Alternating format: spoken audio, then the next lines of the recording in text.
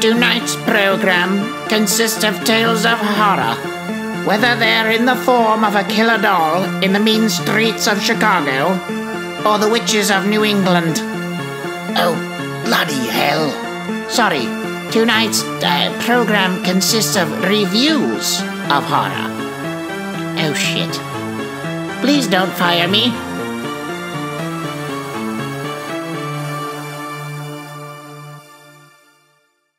Hello and welcome to the Help Us Get Rid of Our Chicago Accents Telefund. I'm Alex. And I'm Robert. Oh, I'm sorry, I'm Alex. And I'm Robert. Anyway, no, but seriously, welcome to episode 29 of Bonus Features with Alex and Robert. Oh, well, anyway, I'm Alex. And I'm Robert. Okay, so that was a little bit redundant, but hey, here we are. And now we'll just jump into our 2-minute pointless interlude about sports. Starting with some Bellator MMA updates. So, you know how I told you they're doing that tournament, right? Right. The heavyweight Grand Prix. Mm-hmm. Fedor smacked the shit out of Chael Sonnen. Which is a pretty big turn of events. I mean, that's kind of how I thought it would go, because Chael Sonnen's kind of small for heavyweight. Yeah. Like, light heavyweight, definitely. Mm-hmm. Heavyweight, I don't know. So that's that. He's facing Bader, I think. Okay.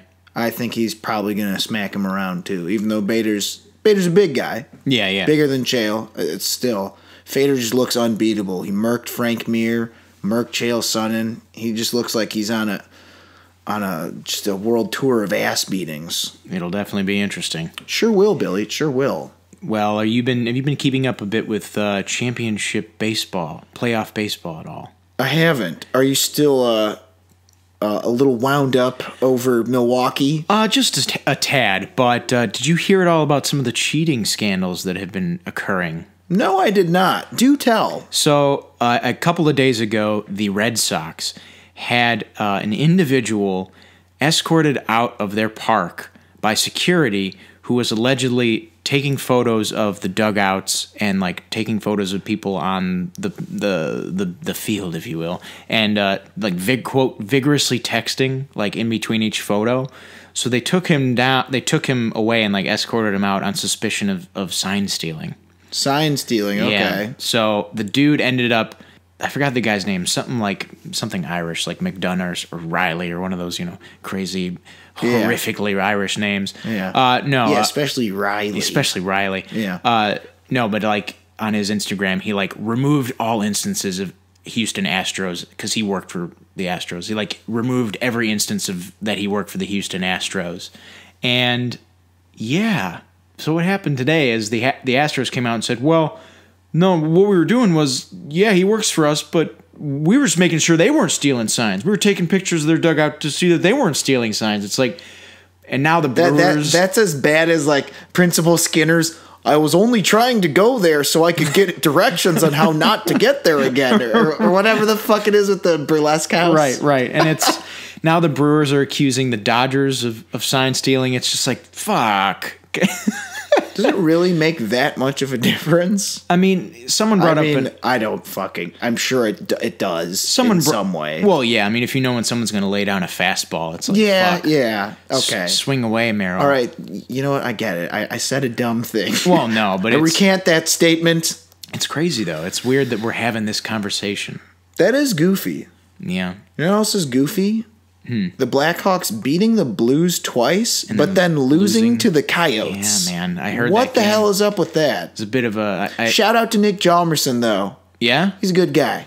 Who was the guy... that was the one guy of all the trades in the last year or like 3-4-ish years. Mm-hmm. That one sucked. Who was the guy that hit the empty netter on us at the end there? It was another former Blackhawk from last year. Was it Vinny Hinostroza? It was Hinostroza, yeah. They have another Blackhawk, too, I think. Yeah. I can't remember who it was. Oh, Panic. Richard Panic. Who did they trade Marian Hosa's value to? Was it also the Coyotes? Because I know they traded his maybe contract stuff. Yeah, I don't know. But that's pretty weird with hockey, because I thought us losing to the Coyotes, not that far of a stretch. But for us to be doing relatively better than I thought and then lose to the Coyotes, that's what I found weird. First loss? First regulation loss. First regulation loss. As we know, because hockey's weird like that. Yeah. You get rewarded for losing. Yes. As long as you reach OT. Yeah, unfortunate. Well, Yeah. Speaking of other unfortunacies, that's a word now. Yeah. The Bears. Did you catch that game? The Bears. Yes, I did. It was an unfortunate game. A lot of bad breaks. You know, I'm not going to say it wasn't exciting. No, God almighty. Wow. It's just, it makes me kind of peeved is I see Mac Attack getting his ankle wrapped up. Yeah. That scares me. That was not good. I don't know, but yeah. The defense got exposed that game. But there was also just a lot of bad breaks, like the Jordan Howard fumble. Yeah. The pick play with was it Tariq Cohen where had the pick play that he got a penalty on. It was like, what the fuck? Like, come on. And then there was the Adrian Amos. I don't know if you caught that, like the pass that Brock Osweiler threw that bounced off his fucking arm and landed in the other receiver's hands. Yeah. There's just a lot of weird shit where I'm like, all right. Basically, if you take a yard and an almost interception from Kyle Fuller away, we'd be 5-0. It's like the Dolphins obviously not bad. Yeah, but I felt like it was more we lost it than they won it. It feels like the defense was definitely they didn't show up. Yeah, I mean, they were ranked number 1 against the rush in that game. They walked out ranked 4th. Dude, it's because Old Man Gore, Frank Gore, looked like he was 21. Yeah. Jesus Christ. God almighty. I forgot if he was still playing or not, and then I saw him and said, oh yeah, that's right. There he is. 100 yards. Yep, he's still playing. Listen to some of these numbers now. We held him, though, I think till overtime. Oh, yeah. For we haven't led a rush touchdown still. Yeah, it was right around then when that started to go afoul. But listen to this. What's that? Somebody is on pace for over 4,000 yards, 35 touchdowns. He's ranked 4th in completion percentage. He's 7th in passer rating, 10th in yards per attempt, which is really good, and 11th in touchdowns. Who's that? That'd be our quarterback, Mitch. Mitch Trubisky. That's pretty good. Now, I'll admit, the first 3 games he looked pretty meager. But the past 2, the last one the first half wasn't very good, but he looked great in the second half. Yeah, that's what's weird is that, like, looking back, I don't recall his quarterbacking really being the problem. It was the defense. Yeah, and our wow, you don't say that sentence often with the Bears. Yeah, Jesus. But yeah, that was unfortunate. Yeah, that kind of sucked. And I was not a fan. I gotta imagine by the time you're hearing this, you'll be watching. You'll be dealing with the 3-3 Bears ball club. It could be, because very well could be. I don't want to. Come on, we're not gonna beat the Patriots. Probably not. Did the Bulls win at the very least? No. Oh, they lost. They lost. That was opening night for them too, right? It sure was. Sure. Anyway, so sometimes we watch sports and stuff. Yay! Yes. I hope you know that. All right, so these are getting too fucking long. Yeah. So, without any further ado, let's get to the news. First story is Steve Moffat and Mark Gatiss, creators of Sherlock, are going to direct a Dracula miniseries for BBC One in the UK and Netflix in the US. It'll be a season of 3 episodes, 90 minutes apiece. They had a pretty fun little statement in which they said, quote, "There have always been stories about great evil. What's special about Dracula is that Bram Stoker gave evil its own hero." And yeah, I haven't, well, not again. First off, yeah, I haven't watched a lot of Sherlock, but I've seen some bits of it, and I'm well aware of its huge following. So this is an interesting move on their part, and it's following the same route. It's going to be premiering on BBC One, and it's going to go to Netflix like Sherlock did. And yeah, I think this will be a good show. I like the Bram Stoker lore. It's really cool. And I haven't seen the movie, but I'm familiar with the story. I was going to say, it's been a while since vampires have really been cool, and it seems like these guys are the ones to bring it back to their roots, much like with Sherlock. Because I got to tell you, I fucking despise the Robert Downey Jr. Sherlock movies. Oh, it's sad. It's not because they're that bad of movies. It's just that they are completely not what Sherlock Holmes is about. Right. Sherlock Holmes isn't supposed to be fucking Secret Agent 1870s edition, or whenever the fuck it takes place. Right. It's supposed to be a mystery, be grounded, be normal. I mean, his shtick is he's supposed to be the world's greatest detective. And they're making him, action man. Yeah. Like doing all this weird shit. I get what you mean. So I think these guys might be able to do the same for Dracula. Or rather, bring Dracula back to what it once was. Yeah, it might be a good return to form. Also, I think the 3 90-minute episodes, that's kind of cool. We gushed last week about miniseries, and we thought that Little Drummer Girl? Little Drummer Girl. Yeah. Again. Which is also apparently doing the same format. Yeah, BBC One to AMC. You know what? I like this format, and I'm going to give it a try. I'm going to give both those shows a try. Again, I can work with a 90-minute episode for only 3-episode series, because that's not a huge commitment. That's not 17 seasons in a movie, Yeah. It's not a huge commitment. Also, I just feel like I'm more used to the 90-minute time passage. Yeah. I'm used to the 20 or the half hour with commercials. Maybe an hour sometimes, but the legit hour just feels weird to me. I think that's part of what it is I'm just not used to certain time things, and I can try over it and over again, but it just doesn't work for me. Well, in this crazy TV world, man. Yeah, in this crazy TV world. Maybe BBC is the way to go, because that's been their format for a while. Like, I know Sherlock they've, like, a lot of their seasons, it's like season 1 of Sherlock, or 2 to 4, or whatever, it's, I think, like, only 4 episodes that are like an hour, or like 90 minutes. There's another show called Luther with Idris Elba that's like the same format. BBC loves to have miniseries instead of, like, series. No, I got you. So maybe they're the way to go. British shows in general. Yeah. What's it called? Even though there's the 5 or 6 seasons of it, I think it was like 8 max episodes for that show. What the fuck is it called? Misfits. Yeah. That was a good one too.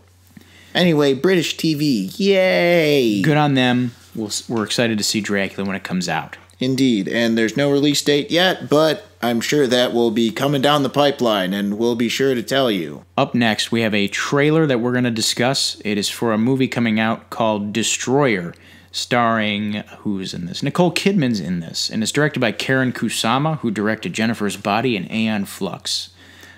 What do you think of this trailer? Okay, first of all, horrible at selling it to the people. People playing at home, don't let that turn you off. Mostly the Aeon Flux.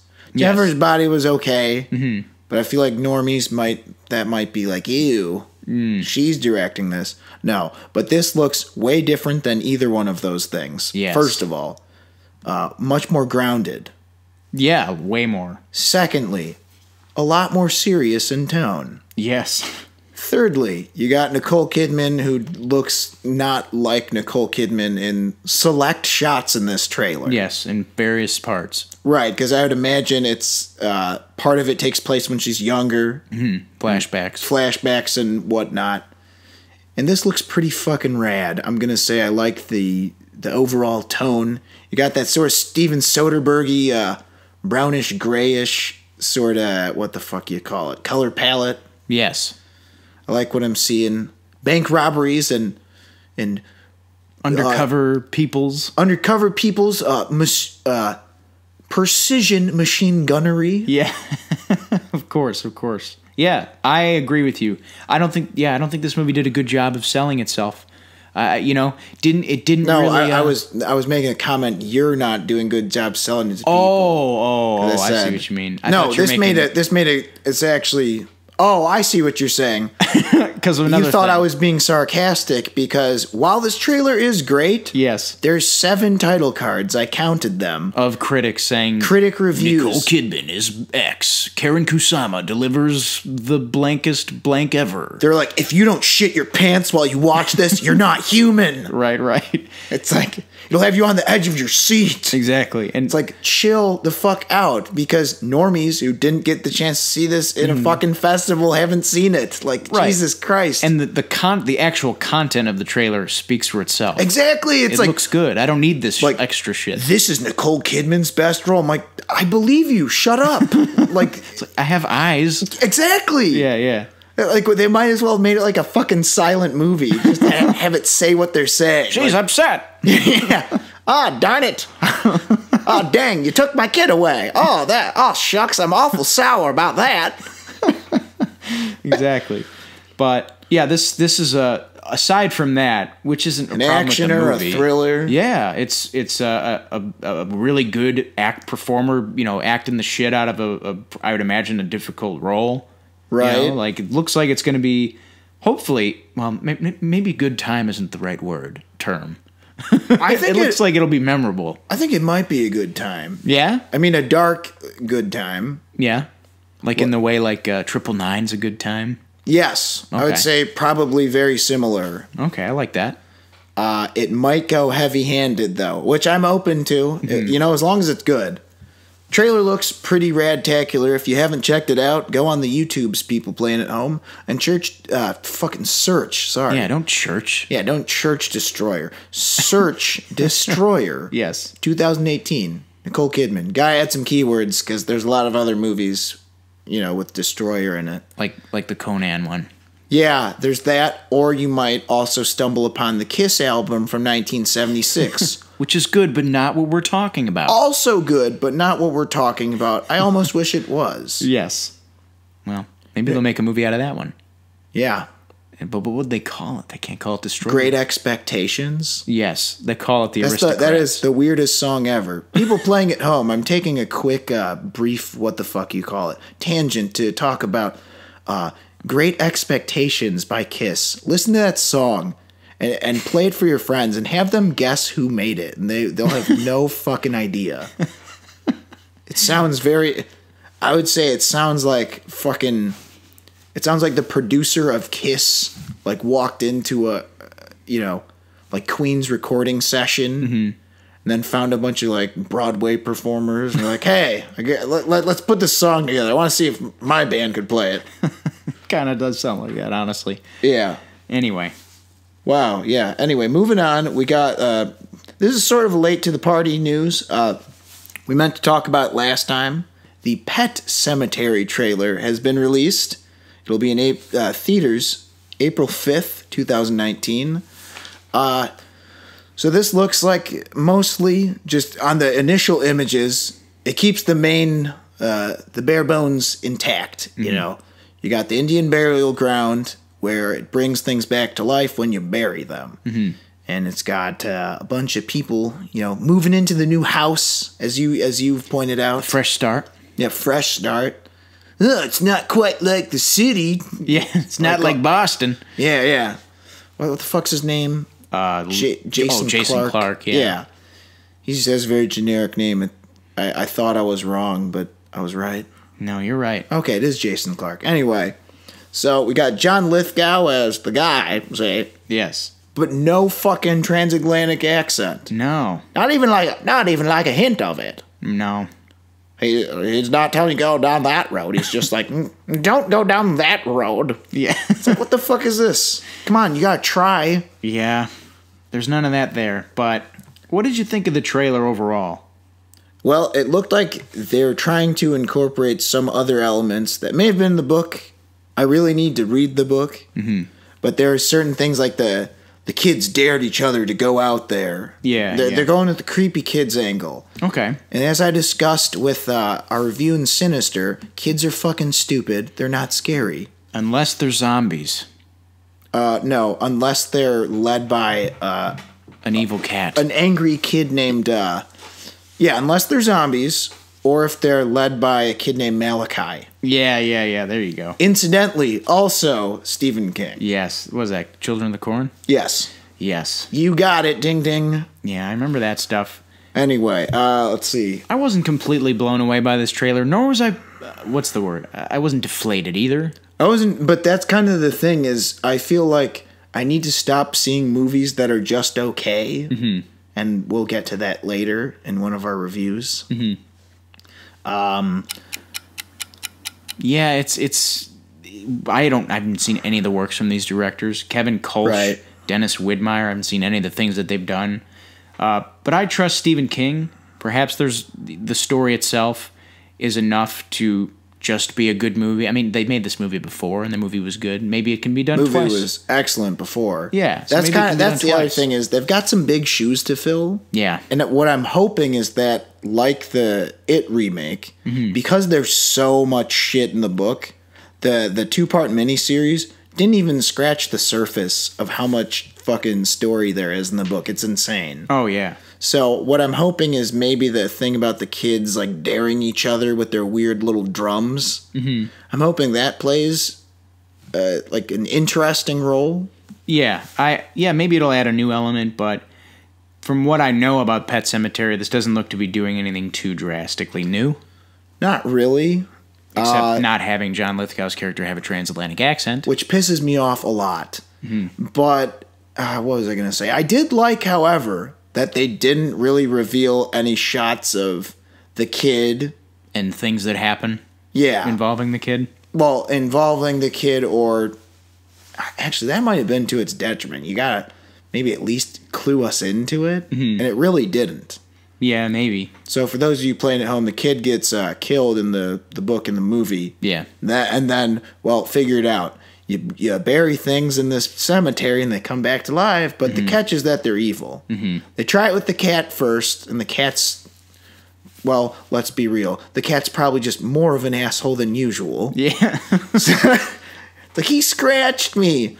Oh, he gets killed. He scratched me twice. Why did we bring this thing back to life again? Yeah. It's like, we should have just, as they say in the trailer, sometimes dead is better.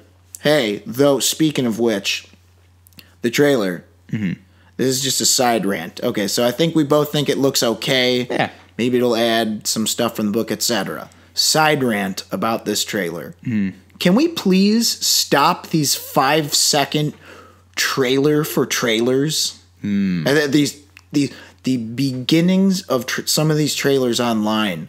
They're like, get ready for the trailer. Here's a few shots from it. Pet Sematary trailer. I know, asshole. I know what I'm about to watch. It's so annoying. Yeah, no, that's a trend that's got to go. I don't get the point of it. Like, no, yeah, go on. Well, it's just like, I'm not going to watch this unless the first 5 seconds are good. It's like, yeah, we're pleasing that person, I guess, in doing this. It's like, or here's an idea. When you cut your trailer, don't use only generic, boring, B-roll shots for 30 seconds with narration over it. Mm-hmm. There's a thought.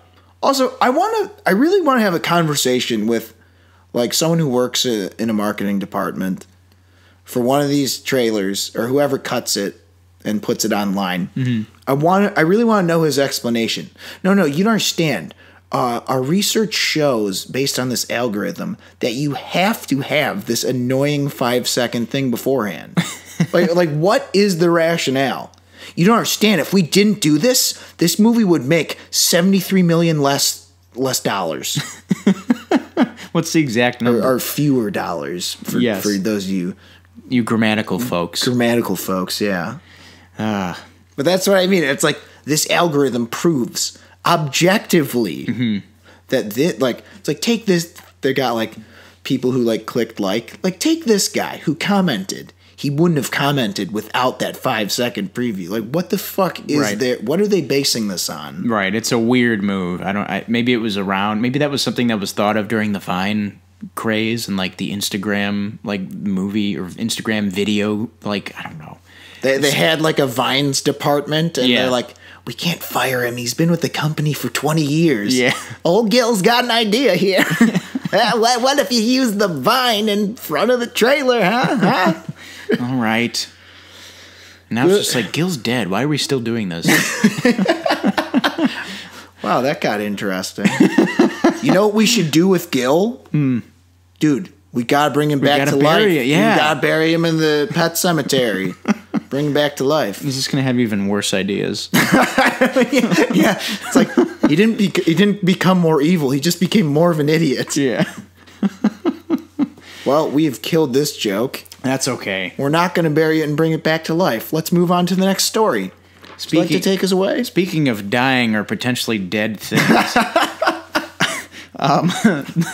The Flash has had its production start date pushed back to late 2019, which means that its release date has effectively been pushed away from 2020 to 2021.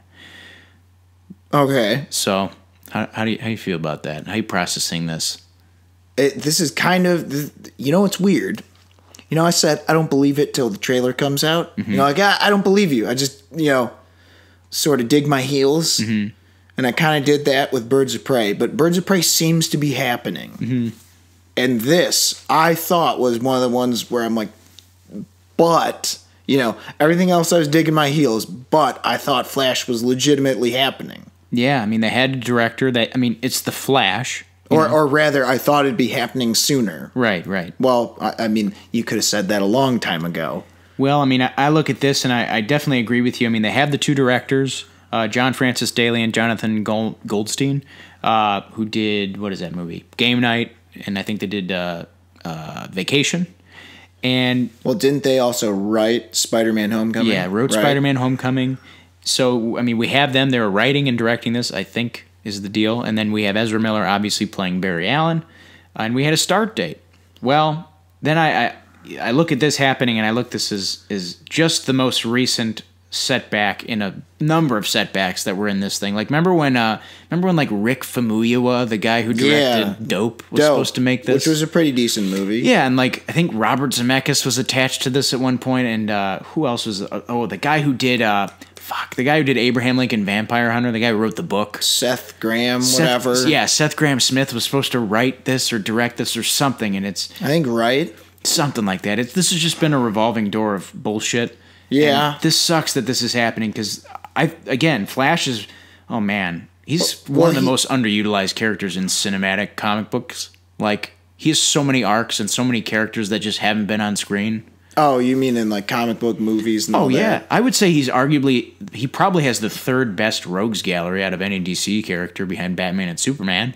I would actually argue I like his rogues better than Superman. See, that's what I mean. Okay, Superman has a couple heavy hitters. Yeah, but then beyond Brainiac and Lex Luthor, Luthor, you got like Cyborg, Parasite, and it's like, eh. We can't leave out Mixie though.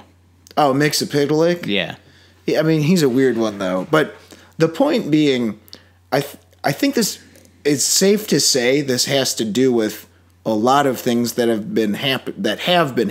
The shakeups, yes. So with the reshuffling of the execs and all that shit going on, the adding of James Gunn to Suicide Squad, and then the fact that it's been kind of unclear because it started to sound like the murmurs were like, "Oh, this isn't a sequel; it's a reboot." It's like, what the fuck do you mean? Reboot how? Post Flashpoint type reboot? Oh, see, that's the thing that I thought the Flashpoint was for sure happening. Mm-hmm. If not to be a Flash movie, I thought it'd at least be kind of used as a jumping off point so they could justify, recasting people or whatever. Like, oh, there's multiple worlds, so now, like, you know what I mean? I thought it would change the timeline and I can imagine essentially, pull a Days of Future Past in a way. 3 or 4 years from now, all the confused 55-year-old dads like, what?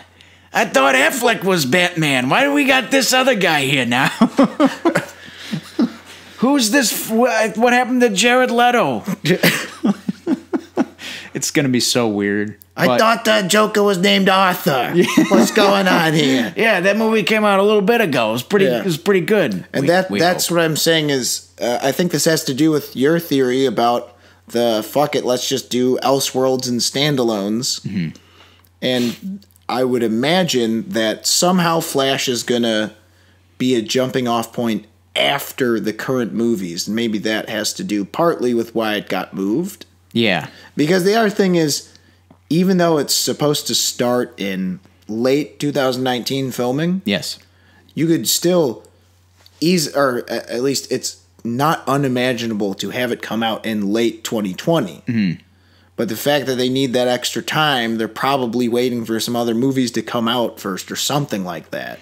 God, I can just imagine like the folks at WB, like it looks like the fucking scene from Naked Gun where like the hospital's on fire. It's like, nothing to see here, folks. Like some poor, here's a phrase you'll never hear again. Some poor Hollywood exec is probably answering phones like, what? Yes, Mr. Affleck, you don't want to be Batman anymore? Okay, wait, I got another call coming through. Yes, Mr. Gunn. Oh, you have an idea for Suicide Squad 2?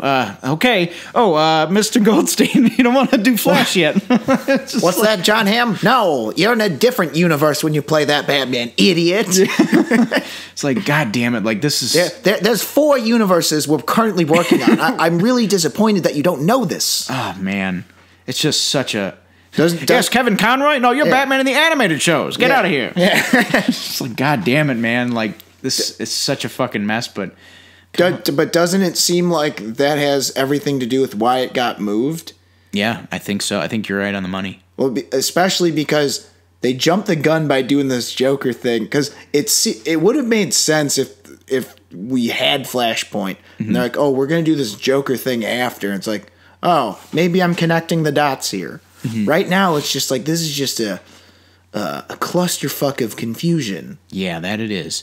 And well, you mentioned jumping the gun. Some would argue that this whole idea for a cinematic universe is jumping the gun. Like, some would say that having Justice League as your 4th movie is jumping the gun. Well, that's what I'm saying is I thought logically you could use Flashpoint as a starting over point because... This is your out, guys. Yeah, this is your out. Make a new 52 where it's the same but different. You got to do the classic DC way. Relaunch. Yeah, but yeah. It's like, well, does it mean like it's just starting? No, something stayed... It's like, so it's a reboot. Not exactly. This time, Watchmen.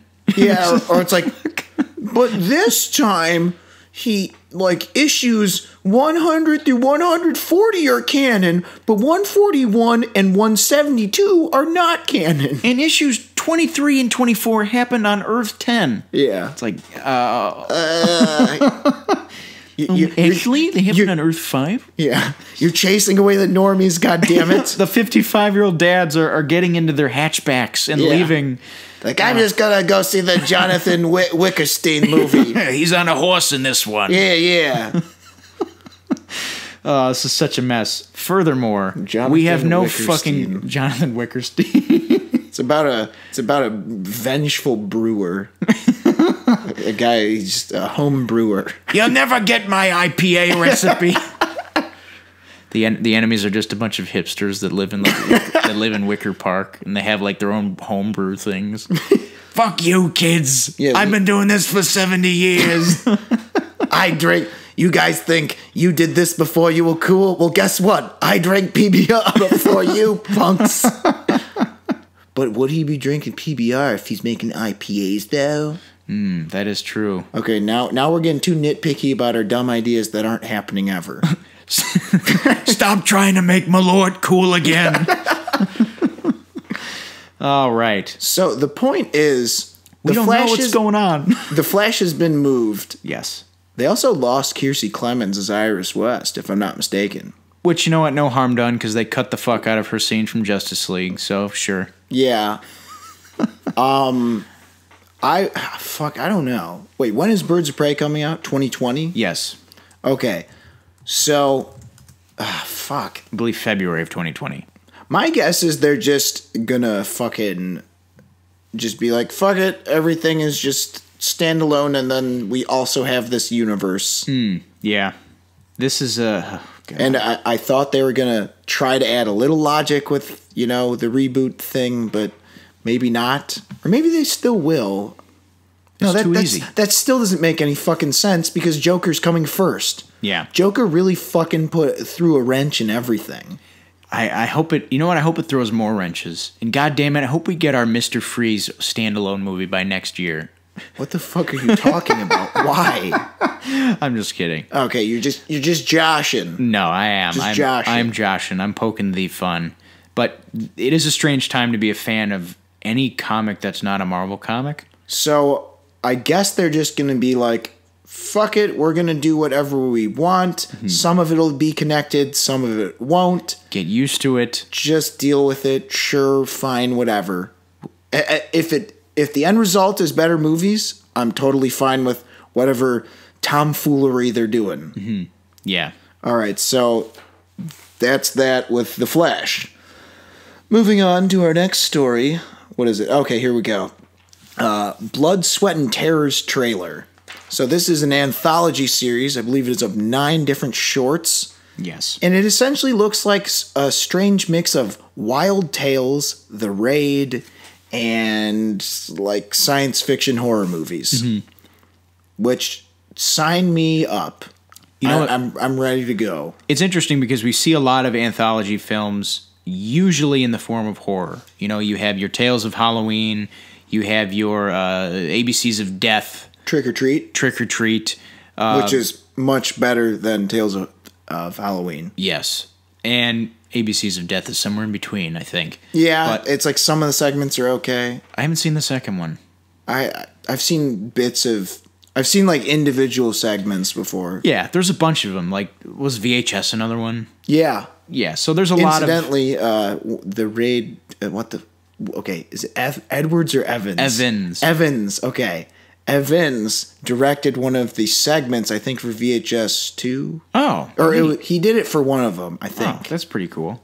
I'm almost certain of it. But yeah, go on. Well, no, my point is that this is something you never really see with action movies. And it says 9 blood-soaked, ass-kicking tales of action and horror, but action. Like, we never really see anthology action movies, really. Not a whole lot of them. Like, Wild Tales has some action-y parts, but I think the main genre, if anything, was either dark comedy or thriller. Right. But this is like straight up Raid style, like really awesome looking stunt work. Some pugilism. Oh, yeah, that's what I'm saying. Some very fine pugilism. Yes.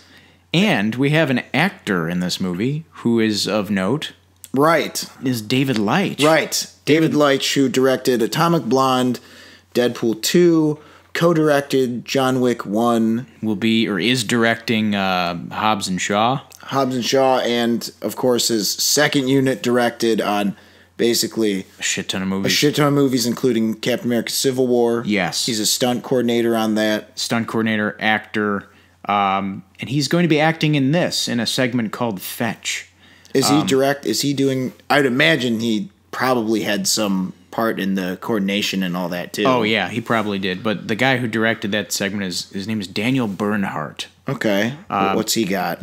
Let's take a look. Well, he's done a lot of... he's acted in a couple of things. He was one of the agents in Matrix Reloaded. He was one of the people who gets killed, I'd imagine, in John Wick. And he played Soldier in Atomic Blonde.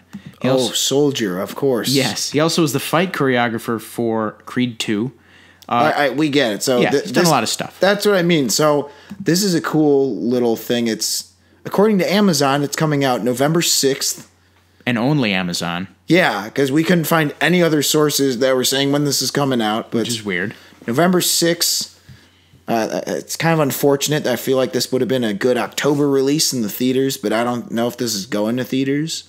So I guess you're just going to have to catch it on VOD and all that good stuff. Yeah, but this looks like a good time. The trailer's definitely worth a look. It's kind of hard to explain. I think it's just the fact that it's an action anthology. You don't get many of those. Exactly. As you said. And really, the stunt work looks excellent.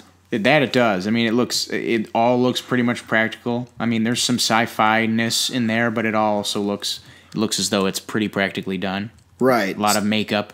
And it'll be cool, too, because with a short, you really get a chance to just showcase some stunt work. Mm-hmm. And what I hope it does is maybe some of these directors continue to get more work and start making some regular... feature length? Good old-fashioned feature length, punch, shoot, explosion action movies. Not like... okay, as we've said many times, we do love ourselves a good blockbuster with some magic whatnots and superhero and lightning and lasers and shit. Mm-hmm. But sometimes we want some John Wick. We want some Commando. We want some Lethal Weapon. So hopefully this can help inspire some studios to get back on that horse again. We want some Fight Valley. No. Oh, good answer. That's a laughing at movie. Yes. Not with. No. Not like Commando at all. No, Commando, you're laughing with. Yes. Alrighty, so moving on now. We got another trailer to talk about. Speaking of wackiness, we got our first look at the fourth season of Legends of Tomorrow, which I don't know how to describe the trailer for it, Well, really. first of all, let's just put it this way. This is the show that I've decided I'm going to start watching. Oh, yeah? I don't have any shows, and when I do, at a given time, it's like I have my one show. Mm-hmm.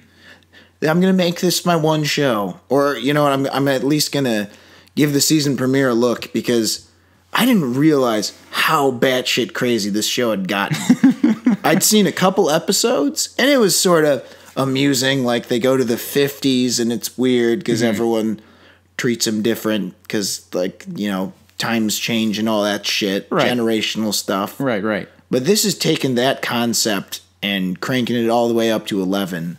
Yeah, they go to Woodstock. They go to Woodstock, and a unicorn, a rainbowy unicorn gores a hippie to death. Yes. They got killer puppets. They got Salem witch trials with John Constantine in attendance. Right. So It's pretty wacky.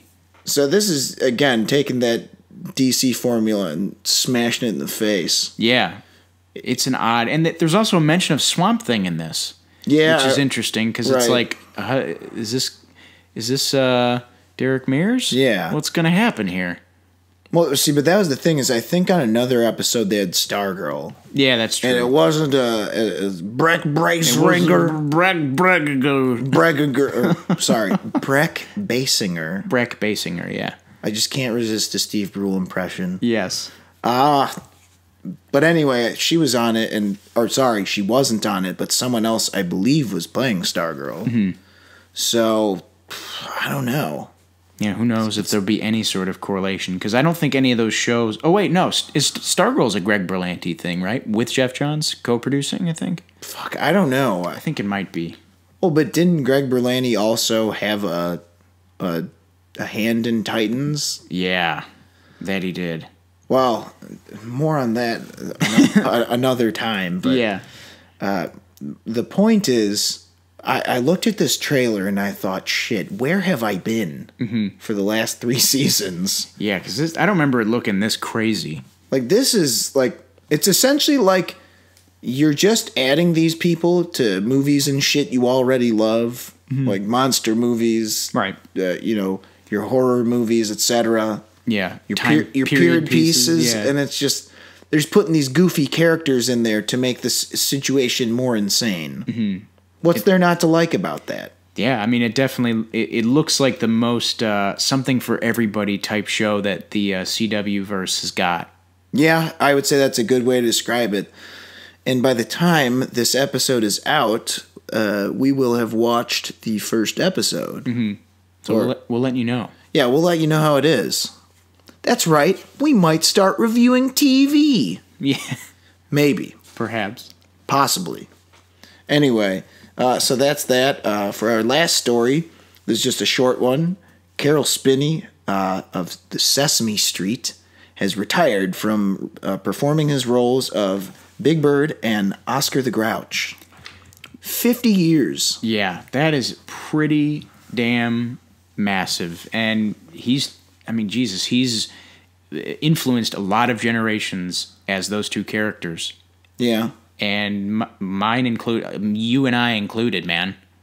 You love trash? Oh, yeah, of course. I love trash. Also, we can't forget what was the song from, what was it, Follow That Bird? Follow That. Well, that's just a classic movie. Oh, God, it's so sad. The blues song. Also, you know, it's a great Caroll Spinney moment. What's that? Hi, can we help you? No, I'm going to New York City. And the Muppets. Oh, yeah. I remember that. Yeah, it was good shit. Yeah, but he's got a huge, expansive career. He's a legend, and I hate saying he will be missed because he's not. He's not dead. No, but he's had a huge impact on a lot of people, and he'll no longer be doing the work he's known for. That's crazy, though, the legacy he's leaving behind with those two characters. Imagine filling those shoes. Yeah, honestly. What's funny too is I actually remember watching an interview with him. Heard the story about how he came up with Grouch. Yeah. It was based on a cab driver. Really? Yeah, he's like, "Where to, Mac?" And he said that just kind of stuck with him. Good stuff. I like it. And you know what? Oscar the Grouch, as we know, is misunderstood. Dave Chappelle pointed that out to us. Oh, yeah? Yeah, because he lives in a trash can. And he's not green. Well, truly, he is orange. Yep. In the first appearance, he was orange. And he didn't have an arm. But the original concept art, he was purple. Oh, okay. In Jim Henson's original drawing. I feel the green more. Yeah. Just because it's garbage. Yeah. Mold. That's what someone online was saying. Yeah, like moldy grass clippings, he looks like, basically. Essentially. But anyway. But he was our friend who looked like moldy grass clippings. Yes, and Big Bird was our friend who was enormously tall and yellow. Yep. In the good way, yellow. Yeah. He wasn't cowardly. No, he was not a coward. He went all the way to New York City. He did. Yeah. Anyway, hats off to a spectacular career for Caroll Spinney. All right, so that'll do it for the news.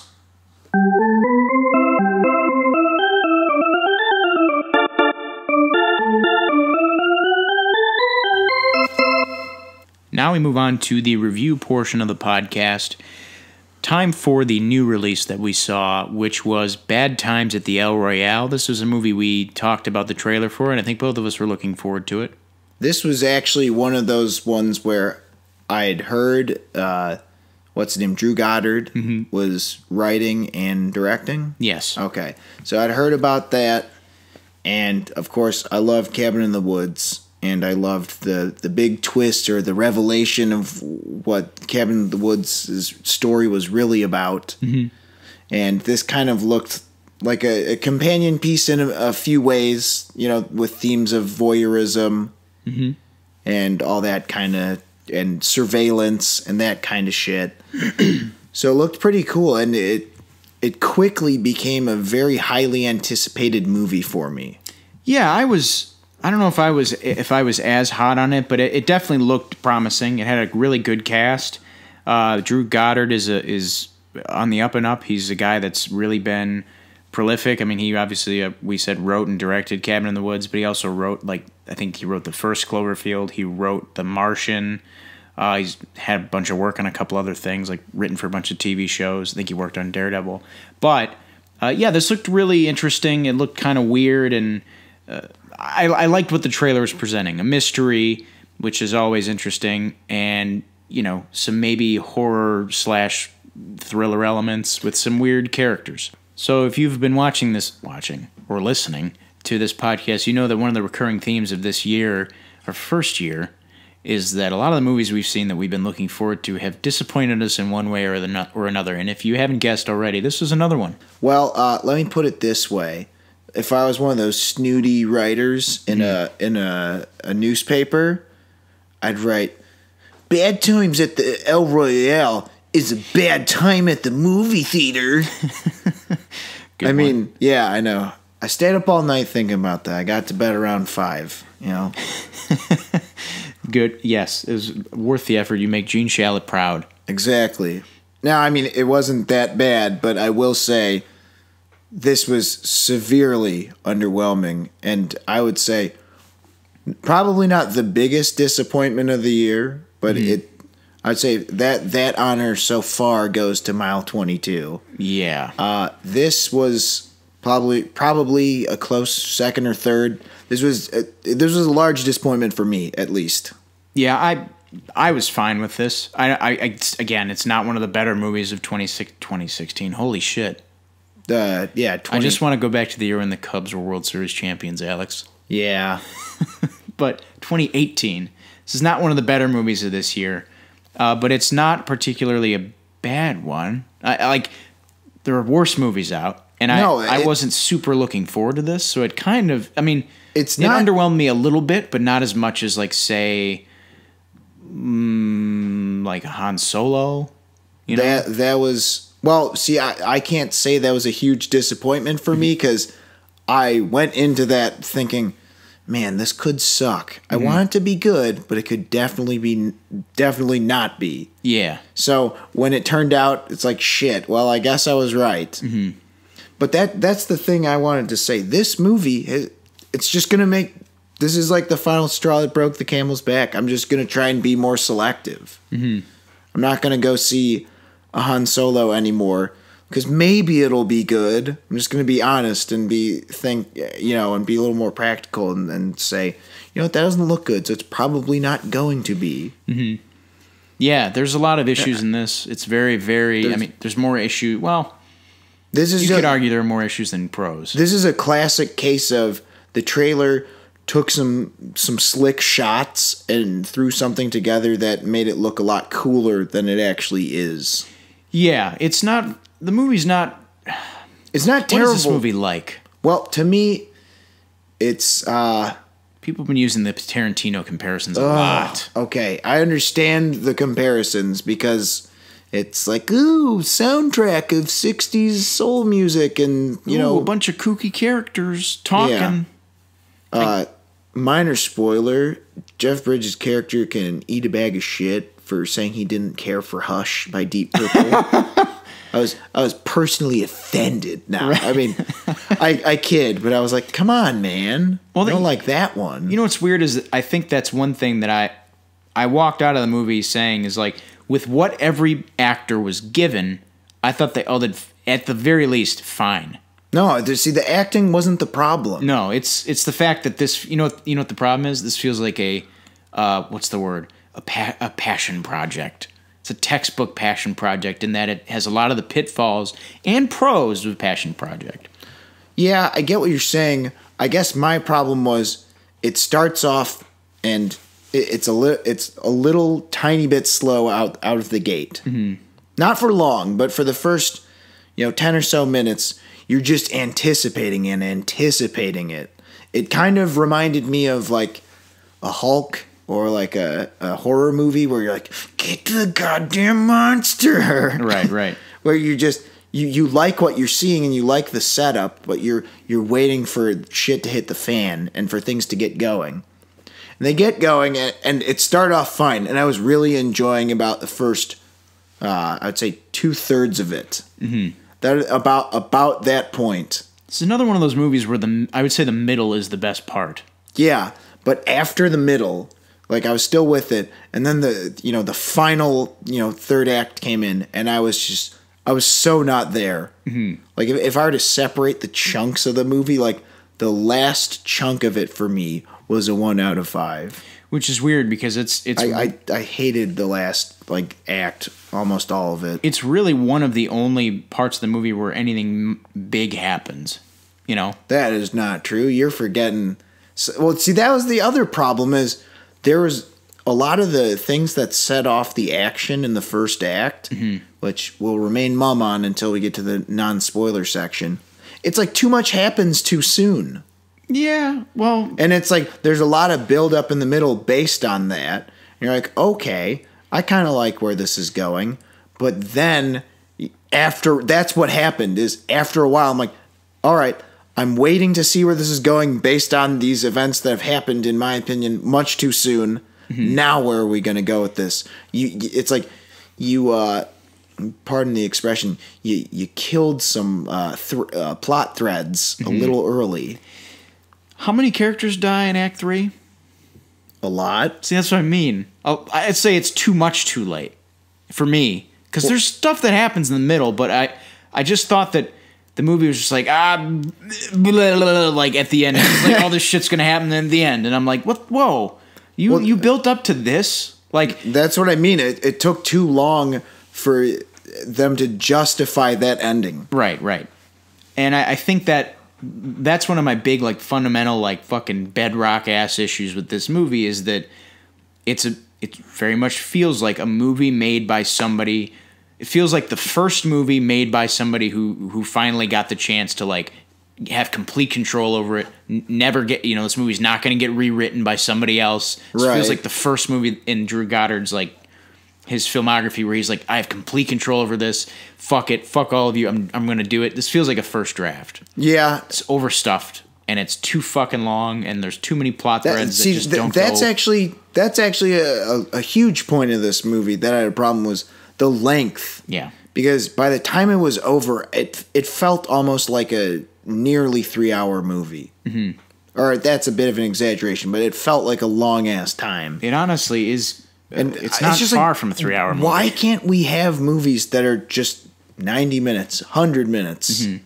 I feel like because of Marvel movies and basically like big blockbusters, I feel like there's this weird idea that movies have to be 2 hours and 15 minutes. Mm-hmm. And that extra 15 minutes, unless you really have a reason to have them there, that's not the case. In fact, 2 hours is often too long for movies. You're right. And I think the people that get away with it are your Tarantinos or your Nolans or your Scorseses, because they've proven time and time again that they can do that. Except Scorsese, it's even to another level. He made it. Wolf of Wall Street was 3 hours, and I kind of felt like, but I want more. Right. And it's like there's very few directors who can do that. And a lot of this movie is just like, here's a shot or here's a scene of a character walking down a hallway or walking all to the their scenes car. Of what's her name, Cynthia Erivo. Mm-hmm. All the scenes of her singing. Jesus Christ! I get it. I get it. She's pretty singing. Good. Yeah. She's practicing. Yeah. I don't need to see this whole goddamn thing. It just the pacing is not really good. The pacing is probably the worst part about this movie, mm-hmm. and it's like completely related to every problem we've pointed out. Yeah. But let's give the folks playing at home just a little overview of what it's about or whatever. Well, it's pretty simple. Keep this quick. Yeah. It's set in 1969, and it follows 7 strangers who... Hold on, it was supposed to be 69? Yeah. Well, that's bullshit. They missed a lot of music in that soundtrack then. Oh, yeah. Because I based on the soundtrack, I thought it was like 62. Yeah, no, I thought, well... there's a spoiler thing. I won't talk about it. But anyway, whatever. Set in 69, the plot follows 7 strangers who are each hiding dark secrets that come to a head one night in a shady hotel on the California-Nevada border. They make a big point of that in the movie, but it doesn't really go anywhere. Like one side's in Nevada, the other one's in California. I thought that was going to have something to do with it, and they sort of set it up that way. It's like, well, on this side, you can't drink on Sundays or whatever. It's like a dry county. Yeah, gambling. And there's even another line where it's like, well, for starters, California costs $1 more. And it's like, well, why is that? It's like, some people want to live in California. And I'm like, ooh, what does that mean? This is a minor spoiler. Nothing. Yeah. It means fucking jack. All right, so it's about these strangers who meet up at this hotel, and basically shenanigans ensue. Yeah. Do you want to talk spoilers? Because this is getting impossible to talk about. Yeah, let's go ahead. All right, spoilers time. For starters, killed John Hamm's character way too early. Yeah, that was pretty crazy. Also, they kill him, and all he is a ploy. Mm-hmm. Has nothing to do with the rest of the plot. His mission at the hotel has nothing to do with the rest of the plot, really. Kind of. Yeah, I think it is. Because, well... Not directly is what I'm saying. No, I mean it has nothing to do with Billy Lee, but it has to do with a certain item, I think. It's the film strip, obviously. Yeah. That was actually something in the movie I didn't mind. I wish they would have said what it was, because we all know what it is. See, I hate that device in storytelling, and I know it's really common in books. Mm-hmm. It's like, and then he waved. And you're like, to who? Asshole? Yeah. Why don't you tell me? And then she's like, no, I'm just so artistic and smarter than you that you don't get to know. Well, I mean... It's like, that's a bunch of bullshit. Just tell me who it is. We know who it is. Who? It's JFK and Marilyn Monroe. Oh, I didn't fucking pick up on that at all. Well, because there's like I told you, by the third act, I just didn't give a shit. Well, like, I don't know. There was like the scene where they're looking at the photo wall, and like every other fucking photo is Marilyn Monroe. And like they keep saying, like, I don't know, who's this guy? He's dead. And they're like, yeah, sometimes it's the memory of a man that matters. And like, JFK. Okay, so when the hell was that? 60 when? No, what? No, I'm saying what scene? Oh, it was probably in the beginning, like probably when someone was looking around or some shit. I didn't pick up on that, but I kind of figured because I'm like, why is he here? John Hamm, because I'm like, he's talking to J. Edgar Hoover on the fucking phone. I'm Yeah, like, exactly. oh, J. Edgar Hoover wants dirt on the fucking Kennedys. I'm like, got it. Which is honestly something I didn't.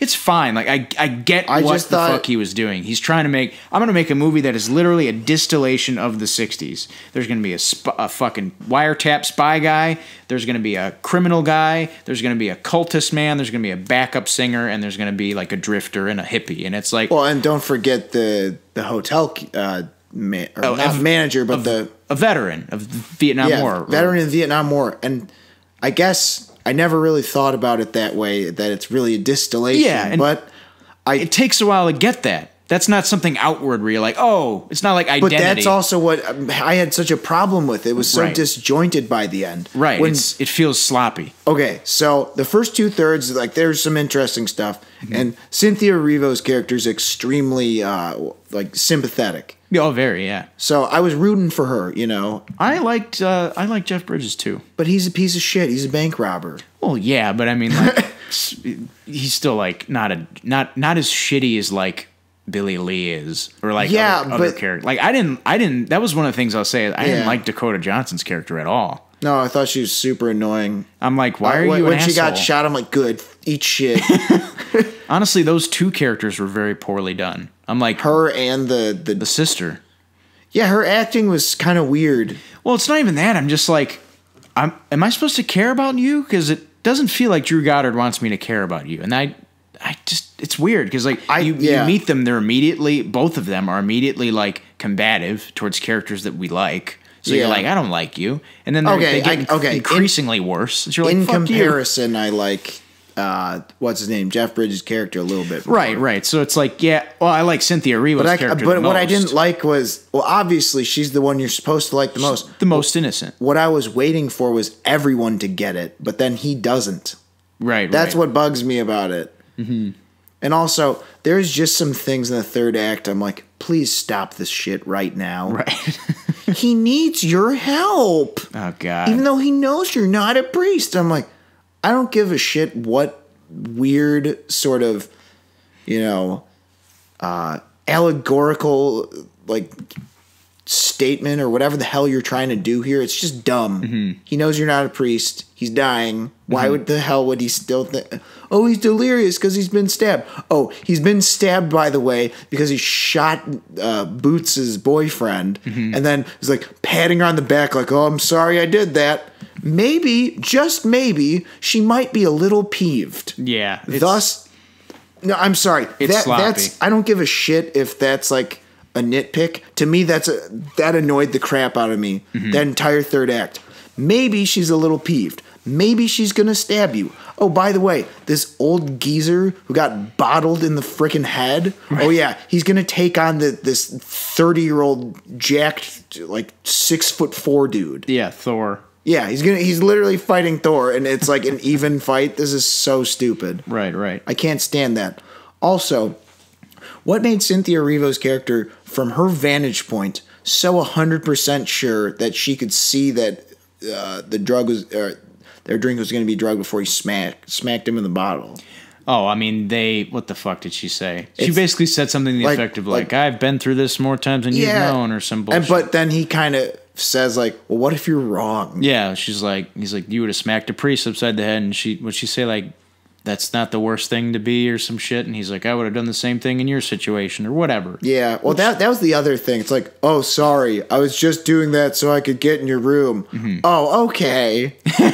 I hope you come see me in Reno. Yeah. I'd be like, eat shit, old man. I'm going to take half this money, if it is there, and then we're never talking again. Yeah, well, that was the other thing about the movie that I think most people drew Tarantino comparisons for is the dialogue. A lot of the movie, if it's not, oh, this character's walking through the parking lot, or they're walking down a hallway, or they're looking around, it's like, it's just characters sitting down and talking. Yeah. And while the dialogue's fine, it's not like a Tarantino movie or a fucking, or like a Joss Whedon thing, who co-wrote Cabin in the Woods with Drew Goddard. It's not like either of those where it's like, okay, this dialogue it's popping, it's popping off the screen. There's a lot to hear, where you're like, I could fucking listen to Sam Jack and John Travolta talk about burgers. Like, sure, they have interesting takes on burgers and like whatever the fuck. But the dialogue's not bad. It's just I'm not going to sit here for 15 minutes, Drew.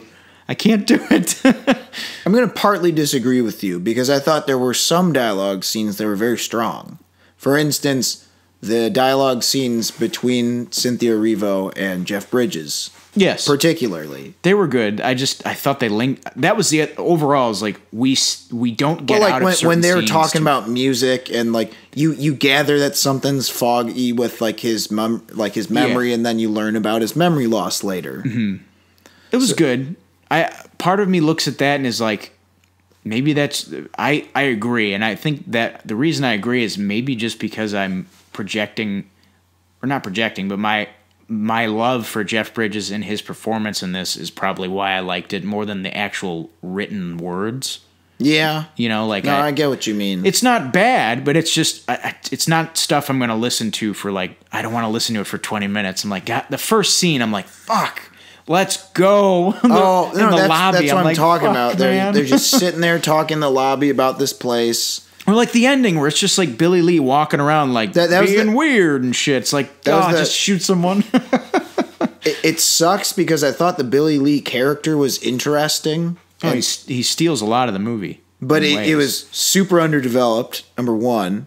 Number two, it's just those. I have so many beefs with just like the way things play out. Like, okay, he's a crazy cultist. He would just shoot them all, kill them, and then take the money. He doesn't give a shit where it's from, or like, hey, tell me where this money's from. Who's going to be after me? No, blam, blam, blam. You're dead. Okay, hippie freak. Manson people come with me. Like, there's nothing to that. Right. That made sense. Also, circling back to the beginning. FBI guy knocks down door. Oh, I'm not going to secure the person who's like probably definitely has a gun. Right. I'm just going to go over and comfort the sister. Are you all right? I'm sure she's not going to sneak up on me and, catch me like a deer in the headlights and shoot me. Right. No, absolutely not. Yeah. Okay, let's talk about something structurally. The time lapse thing. What? Because I was not aware that was going to be the way the movie went. Oh, the flashing back and such? Well, it's like from, what's it, like Seymour's story, and then it's like Billy Lee's story. Yeah, room 1. Room 5. What'd you think about that? I don't know. I didn't really think it served the story any better. It's like Pulp Fiction is like, yeah, sure. These are 4 separate stories. Then they just so happen to overlap a couple times. It's like, this is like the same story, but you're just telling different parts of it. It's like that episode of The Simpsons, Lisa's Day, Homer's Day. Yeah. It's not bad. When she makes the linguo. Yeah. It's like exactly. All right, just lay still. Lie still. I knew that. Pretty much. But it didn't, it was a little showy. I kind of know what you mean. It didn't. What the thing I felt like is it wasn't necessary, and that was one of those things. It became more unnecessary as it went on, especially in the climax. Well, the Billy Lee's story, when that goddamn title card flashed, there was an audible groan in my theater, like, oh, not another one. See, for mine, it was like the one where like he's like, how many people did you kill? He's like 123. Literally in the middle of the climax, cut to. What the fuck is it? Such and such a story. I'm like, what the fuck? We're in the middle of the climax, and you have a flashback. Like, come on, man. Like that was the other thing. It only bothered me twice. Yeah. So he's in soldier mode, and then he makes that idiotic mistake. Like if it was some dude and shot one guy, but he just clears the room, and that's like, oh, I'm sorry I killed your boyfriend. I'm sure you're real happy about it. Right. And I really doubt you're carrying sharp, dangerous objects. because as we've seen, your boyfriend was a real even-keeled guy, and I'm clearly the bad guy in this situation. So you must be a completely mentally put together, perfectly person. Right. Yeah, that's not ideal. Perfectly put together, whatever. Not an My ideal. point is, Not an ideal tactic there, Miles. No, none of it was. FBI guy. Oh, I'm just gonna leave her on the ground. Oh, are you all right? Blam.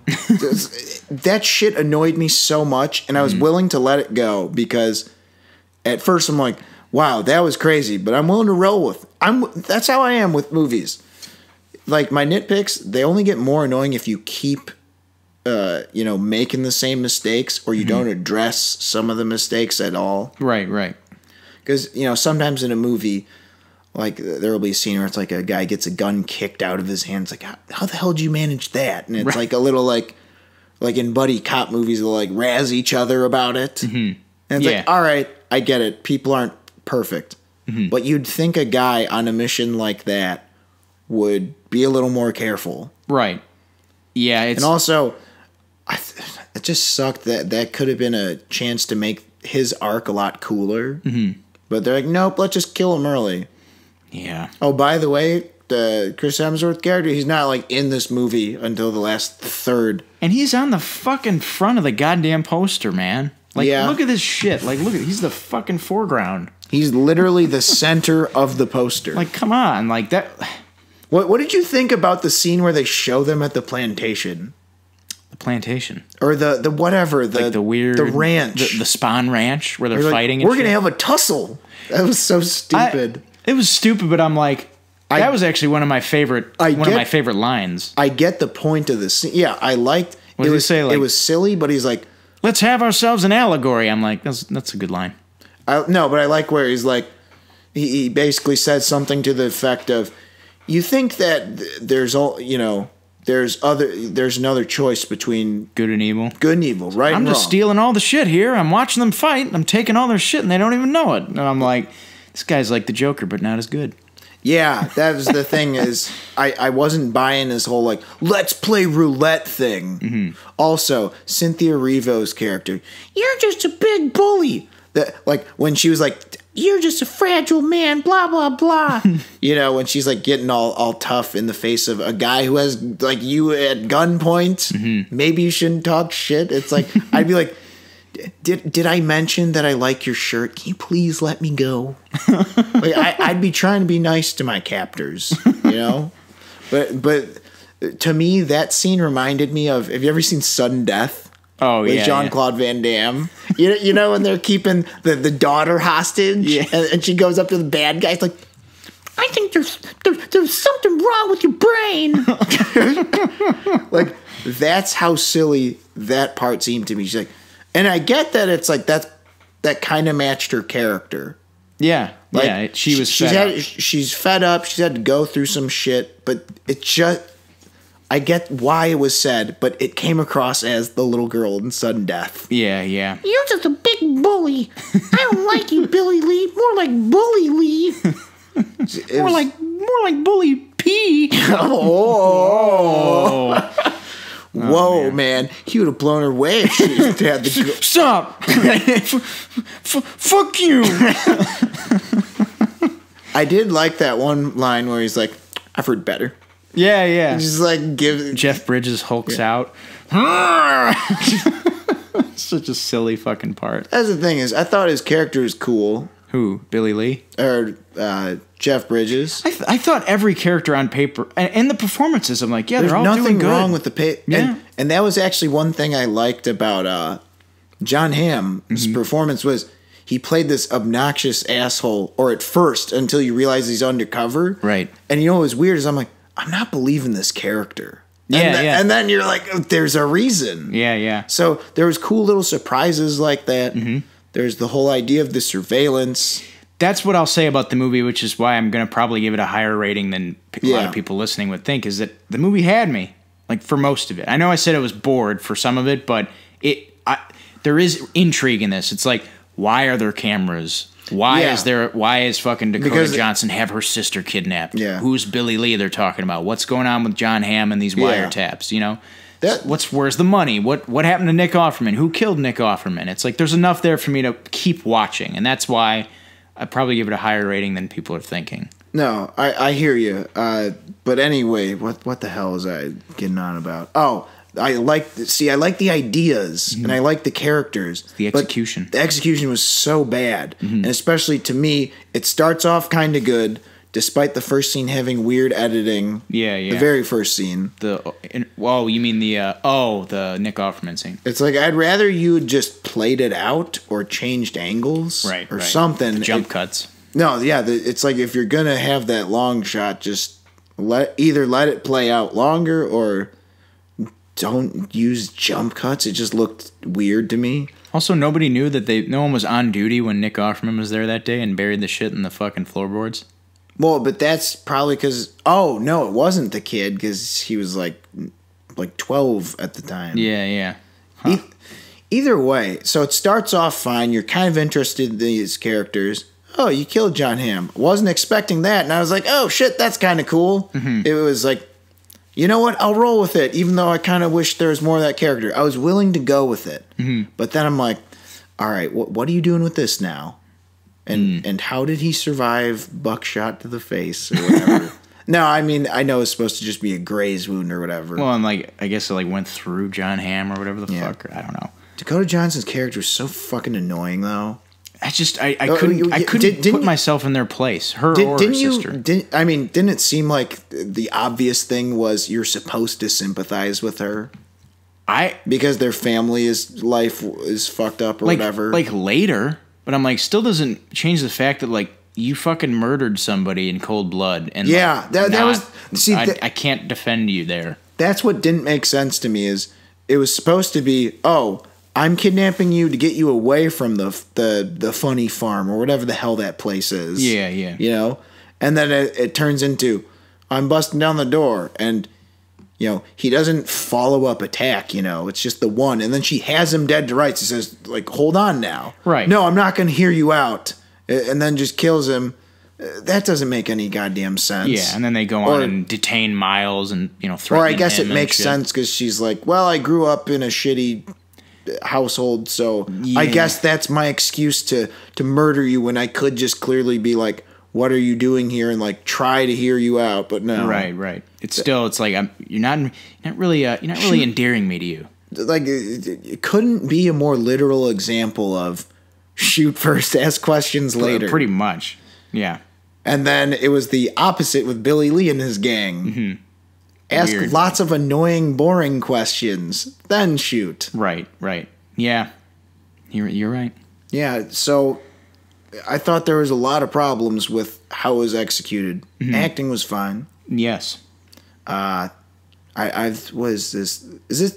this Cynthia Erivo's first big movie, or am I way off? I don't know. I know she's done more Broadway stuff. She was actually... Widows is technically her first movie because she started shooting that first. Oh, is that her first movie? Yeah, Widows. Really? Yeah, which hasn't come out yet. I was gonna say her and Jeff Bridges, obviously the standout acting roles in this. Agreed. Everybody else was fine. It's just either their characters didn't lend enough for their acting talents, or they're shortly used. It just felt like it felt like in trying to be like, look at all these crazy things, it almost felt more like this is an amalgamation of a bunch of movies, and it just kind of didn't. It just peters out. Yeah, that'd be the perfect way to describe the ending. So I guess I've got nothing else to say about this, really. Yeah, me neither. I'm gonna say I can't recommend it, but if you want to see it, do whatever the hell you want. Yeah, man. You same. Do you? However, it's time for scores. I'm gonna give this a 2.5 out of 5. Yeah, I'm not much higher than you. I think because I was a little bit less looking forward to this, I had a better rating, but 6.5 out of 10. You charlatan! And I know, and my decimals. You're doing decimals on decimals. Yeah. So there you have it. That's fast times at the hotel with cheese. Yeah. All right, what the fuck is the movie? Bad Times at the El Royale. Yes. Sorry. Anyway, that's that. All right, now we move on to our... wait, we're already in the review. Yes. Anyway, to our classic reviews, as it is Halloween time. So this time around, we're reviewing... we do one newer one and one older one. Mm-hmm. So for the newbie movie... we watched 2016's The Witch, directed by... Robert Eggers. Or The Vivitch, as the title is stylized. Did you notice that? No. That's weird. 2 V's. Anyway, so this movie came out in 2016, as we already said. Yes. And it's about witches. Yes. But also kind of not. All right, so for this review, we're just going to jump into spoilers since it's a couple years old. So if you haven't seen it, skip this part. It's on Netflix, guys. Come on. Yeah, it's on Netflix, actually, so if you haven't seen it, I suggest you watch it right now. About an hour and a half later.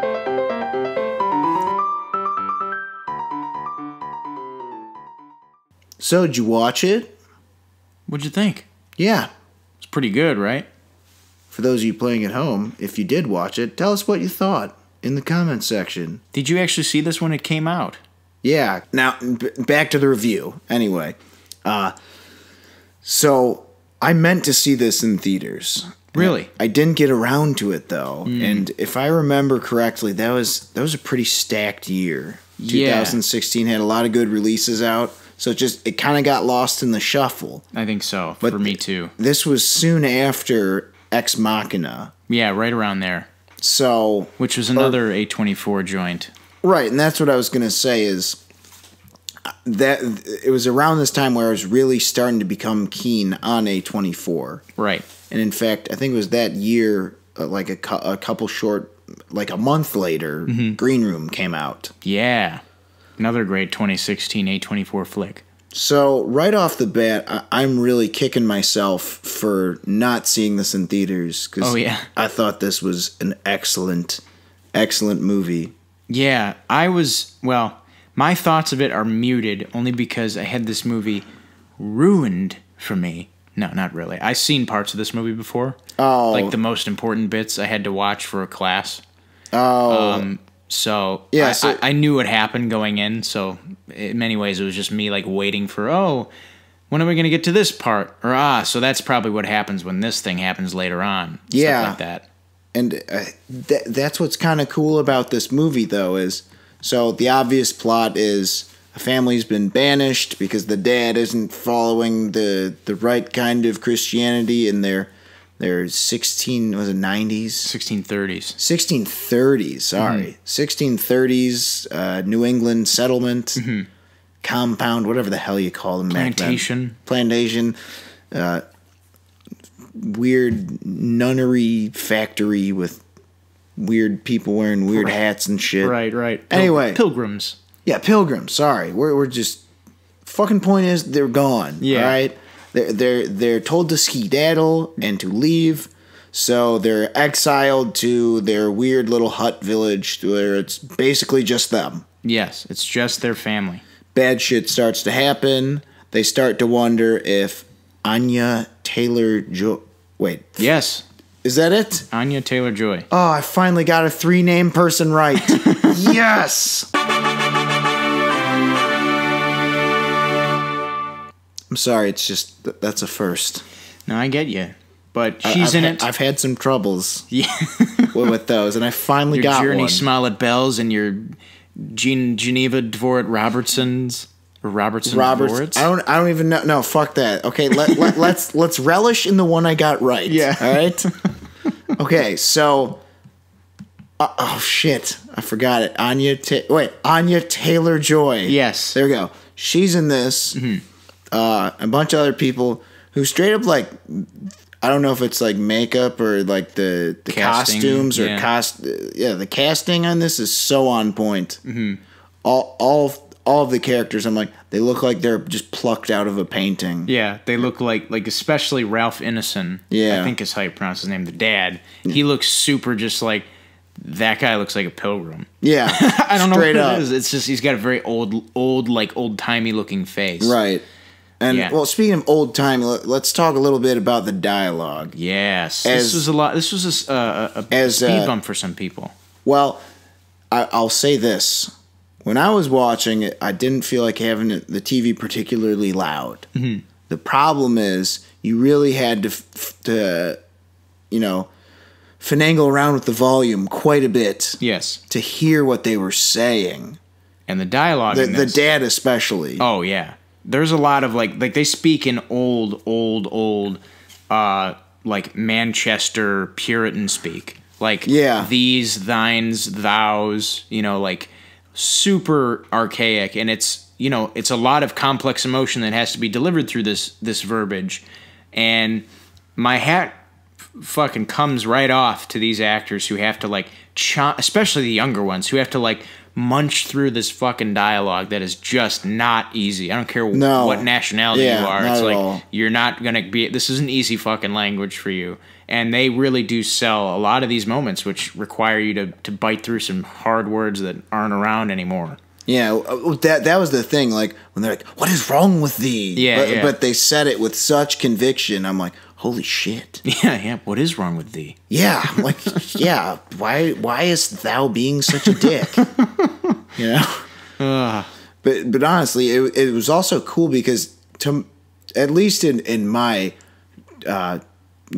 Philistine views, I don't really get a chance to hear that much outside of Shakespeare. Right. And it lent to the authenticity really well. That was the thing I was going to say, is also I really liked this specific time period. Because I mistakenly said 1690s, but then I was thinking back to the movie, I'm like, no way. There's a lot of stuff that wasn't invented, or they were living a little more primitively than by the 1690s. Right. And I always think movies like that are cool. Like, The Revenant's another good example of that. It's like the frontiers days. Well, they're all just really specific. Yeah, because like it was, what was it? It was before the Civil War, right? In Revenant. Yeah, it was right around 1700s ish. No, it was it was like 1800s, 30s. I thought it was like 1840s.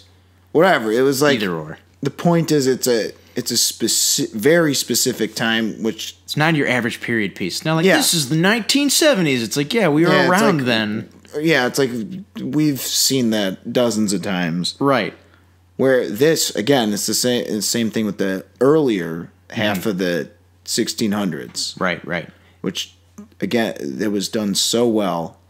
The scenery, that's one thing I thought was particularly standout, other than, obviously, the acting and the story, which was perfectly densely compact, tightly not wound, drawn out. Tightly wound into 90 minutes. Of course, they do play it out. Yes. They play the slow burn, but again, this is the slow burn done right. Similar to Aliens, when I think of great slow burn, Aliens my prime example. Right. So, but back to the scenery, everything looked so perfectly dingy. Yeah, really dreary and just really grimy looking. Everyone's like covered in dirt and shit, like when they're outside working. Yeah, and it messes with you because you think in this world that they're depicting, it's like, I guess there could be witches. Or at the very least, it really put me in their place where, in reality, since we know that like legitimate witchcraft and magic do not exist. Well, actually, I'm a Wiccan. Like, shut up. But my point is, like, legit, like, flying the broomstick kind of shit does not exist. This movie gave me the perspective that I could understand how back then how people could think it was that. Right. You know? Well, like, even there's the scene where Mercy. She comes up and she's riding a broom or like a twig or something. And which is another great scene because Anya Taylor-Joy flips out on her. That shit tweaked me out so much because, later she's like, I was only jesting, Mercy. Yeah, and the brother's like, Thomason, stop. Thomason, stop. And it's like, don't tell mom or like mother and father. Yeah. And I'm like, is she kidding or isn't she? Yeah, there's a lot of fake outs in this. A lot of fakery and weird stuff. But that's the thing that made this so cool is it keeps fucking with you for the first... Well, really, the whole movie. Yeah, until the very end. Till the very end, which is so weird because, like in other movies where you're waiting to find out, like, what's the deal here? Such as the timeless classic Revenge of Pinocchio. Yeah. No, but have you seen that one? Oh, yeah. It's you know what I'm talking about? Where it's like, at the end, you realize the little girl's crazy. Yeah. Or at least that's the way they depict it, so Pinocchio didn't commit any of the murders. Right. By the way, the movie has a low-ass body count. 2 kills. Anyway, back to this movie. Well, boy, when you do find out what's actually going on here, is it a fucking oh man, what the hell is going on? It's a trip. We got goats on hind legs. We got bill hooks flying across through the air, and man, that's the thing. Also, to why the reason they were able to to win you over with the fact that you have to wait till the end for like the major reveal to happen. Mm-hmm. The reason that works is it's not boring along the way. Right. Like the brother just dies and it's all creepy and he's like, they're all circling around him praying, like, that'll do it, right? Spits the apple up and the kids are like... The apples, because I thought, okay. You want apple pecking? Well, right, because my whole thing was, okay, if this is weird psychological, like they don't know what the hell happened, he must have choked on it or something weird happened. But I thought, on the other side, if it is witchcraft, it's like, I get it. He just spit up an apple because magic. Yeah. And then the twins forget the fucking Lord's Prayer and shit. Yeah, and then the twins started freaking out. God, they just started geeking out real bad. And there's a lot of good weirdness. The dad does the 1600s version of, kids, don't pipe down back there. You kids, get piped down back there. There'll be no Cape Canaveral for anyone. Oh, my God. Smack. That's it. Back to Winnipeg. But the dad, it's just like the struggles of keeping a family together back then. Yeah. That's, what's weird is like a lot of movies like Hereditary, another A24 movie, has the same like underpinnings of like family themes, like just trying to keep a family together with horror elements and supernatural elements, yes, but also just a family falling apart is a scary fucking thing to everybody. It sure is, Billy. It sure is. And now let's just get right to it. So the ending, of course, here's the crazy part: is it's like, no, Anya Taylor-Joy. Yes. Jesus Christ. Anyway, Anya Taylor-Joy's character, Thomasin. Yeah, Thomasin. Is that her name? Yeah. Thomasin, yeah. God, that's a weird one. Maybe that's why her family is like, I don't know. They wanted a boy, clearly. God was punishing them for giving their kids such stupid names. Anyway, so it turns out she wasn't a witch. Mm-hmm. Or maybe. That's what I mean. It's kind of confusing. Not knowingly, at least. Not knowing. The Force was... She had the midichlorians? Yeah. Is that what's going on? I guess. So she had the midichlorians in her. Yes. Or at least she didn't do shit on purpose. Mm-hmm. Either that, or my theory is the witches... that's what I mean. There's a lot of interpretation. But my way I thought of it was she didn't do it. The witches did it. And then they recruited her. Mm-hmm. Either that or the midichlorians. Those are like... I guess I'm a dum-dum if I'm wrong on that. Well, I don't know. Who recruited her specifically? The witch who stole her baby. Oh, well, her, but I mean, like, who stole Samuel? Yeah, Samuel. Who is the too intense about her peekaboo? Who is the ombudsman between the witches and Thomasin? I don't know. Black Phillip, man. Oh, right. The goat. Fucking Satan himself. That was what was so weird is they made it relatively obvious. There's something with these animals. And something with these goats, man. I couldn't help but compare it to South Park. Well, woodland critters, hail Satan, y'all. Pretty much. So, but, yeah, it's a really, really strong effort. And as a first outing...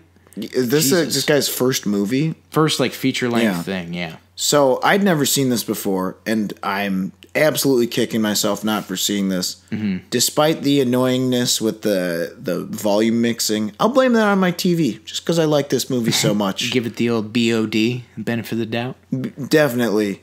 And I'm going to go ahead and, I know I'm too easy on this shit sometimes, but that was a perfect score to me. Really? Oh, shit. What's wrong with it? Other than the little thing I said. Nothing. I honestly don't have problems with it. I just have, like, my actual watching. Like, I swear if I hadn't seen this before, I would have given it a much higher score, but... Oh, no, that generally hurts things. That's where I'm kicking myself. However, double spoilers.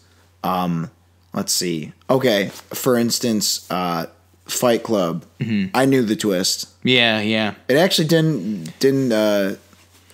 It didn't. What the fuck is it? Didn't affect you? It really didn't affect my Me enjoyment neither. of the movie. I don't know why that was. However, I feel like that'd be a buzzkill if someone told me what happened in this. Like, the scenes we watched were literally the opening, or one of the opening scenes with, like, the baby getting killed, or taken and killed, and turned into flying ointment, and then the end. Yeah. Like, the last, like, 10 minutes. And I was like, okay. So I know everything, basically, almost. You know what was also so crazy about the ending? I thought maybe they were like, because there are, people who practice witchcraft, but it's not like pagan-y stuff. Yeah, or like, they draw the pentagrams or whatever, and they say like they do, what is it called, like black mass or whatever. Right. I understand that those people exist and like whatever, it's like, do you? But what I thought was that's what they were when she walked up to the fire. Then they start floating. And I'm like, oh shit, no, it's for real. Because I thought, but what about the one who entices Caleb, I think is his name? whatever, Caleb or whatever. I'm Yeah. like, shit. So they definitely are real witches. And then they walk to the fire. I'm like, okay, okay, yep. Okay, so that the one who got Caleb, real. How about that fucking scene where the mom imagines the two kids there, and she's breastfeeding the one kid, and it's That's a fucking the crow. I was like, this is like the best black metal music video I have ever seen. Oh man, that's I just feel weird like scene. you literally just take like some dark throne or battery Yeah. and you just overlay it. AV nerds, get on that. I've got the new Wizard of Oz, Dark Side of the Moon. Anyway, So I don't give a shit how many perfect scores I give out. It's that's fine. Well, it's just like it was really damn good, so I'm gonna have to give it. Yeah. So what about you? Oh my god, if you say 7.5, No, what do you got? not a 7.7. Oh, how I know. dare you? I honestly think this would have gotten an 8 had I not known the ending going into it. All right, you know what? I'll accept that. That's fair. So there you have it for The Witch. And now we move on to the last review, where we do a classic older horror movie. And we're about to review my absolute all-time favorite horror movie, Child's Play. Yes, and this is a movie that I haven't seen it in a long time. So it's this was kind of a reviewing. Yeah. And Yeah. it holds up surprisingly well. Spoilers, I guess, for how we feel about it. I mean, you already said it's your Oh, favorite. I was gonna say I'd be so fucking mad. I'd be personally offended if I had to hear some of the effects don't hold up. You know what's weird is I was shocked at how well some of them did. Like some of the effects of, what was one of them? Like where it's just like Chucky, spoilers also. Well, like okay. Chucky running through the hospital. Yeah. Like, or like running across the room, like across Andy's room. I'm like, wow, this just looks good. Like him running, I'm like, that's pretty stunningly good for 88. Well, you want to know something about that? That was Andy. What's his name? Alex Vincent's little sister. Yeah, that was some shit, man. That's what I'm saying is the amount of effort they put into bringing Chucky to life in his various states. Amazing. So would you say this is your favorite movie about a boy named Andy whose toys come to life? Oh, shit. since there are Four of them. Well, more than 4. Well, there's about to be 5, but fuck that one. Well, I mean, in Child's Play, there's more. Oh, yeah. There's a lot. Well, yeah, okay, there's a lot of them. Yeah. Oh, shit. Don't make me choose. I love Toy Story, and I love this movie. Different movie. All jesting aside, it is very good and it holds up, I think. Yeah, very well. no, that's what I'm saying is it's really amazing the work they put in, all the different types of Chucky, and the amount of special effects work that they did. Also, how innovative it was at the time. I was watching a lot of the special features. So Kevin Yeager, the head, one of the head designers, right? He was 24. Wow. Or like at least very young.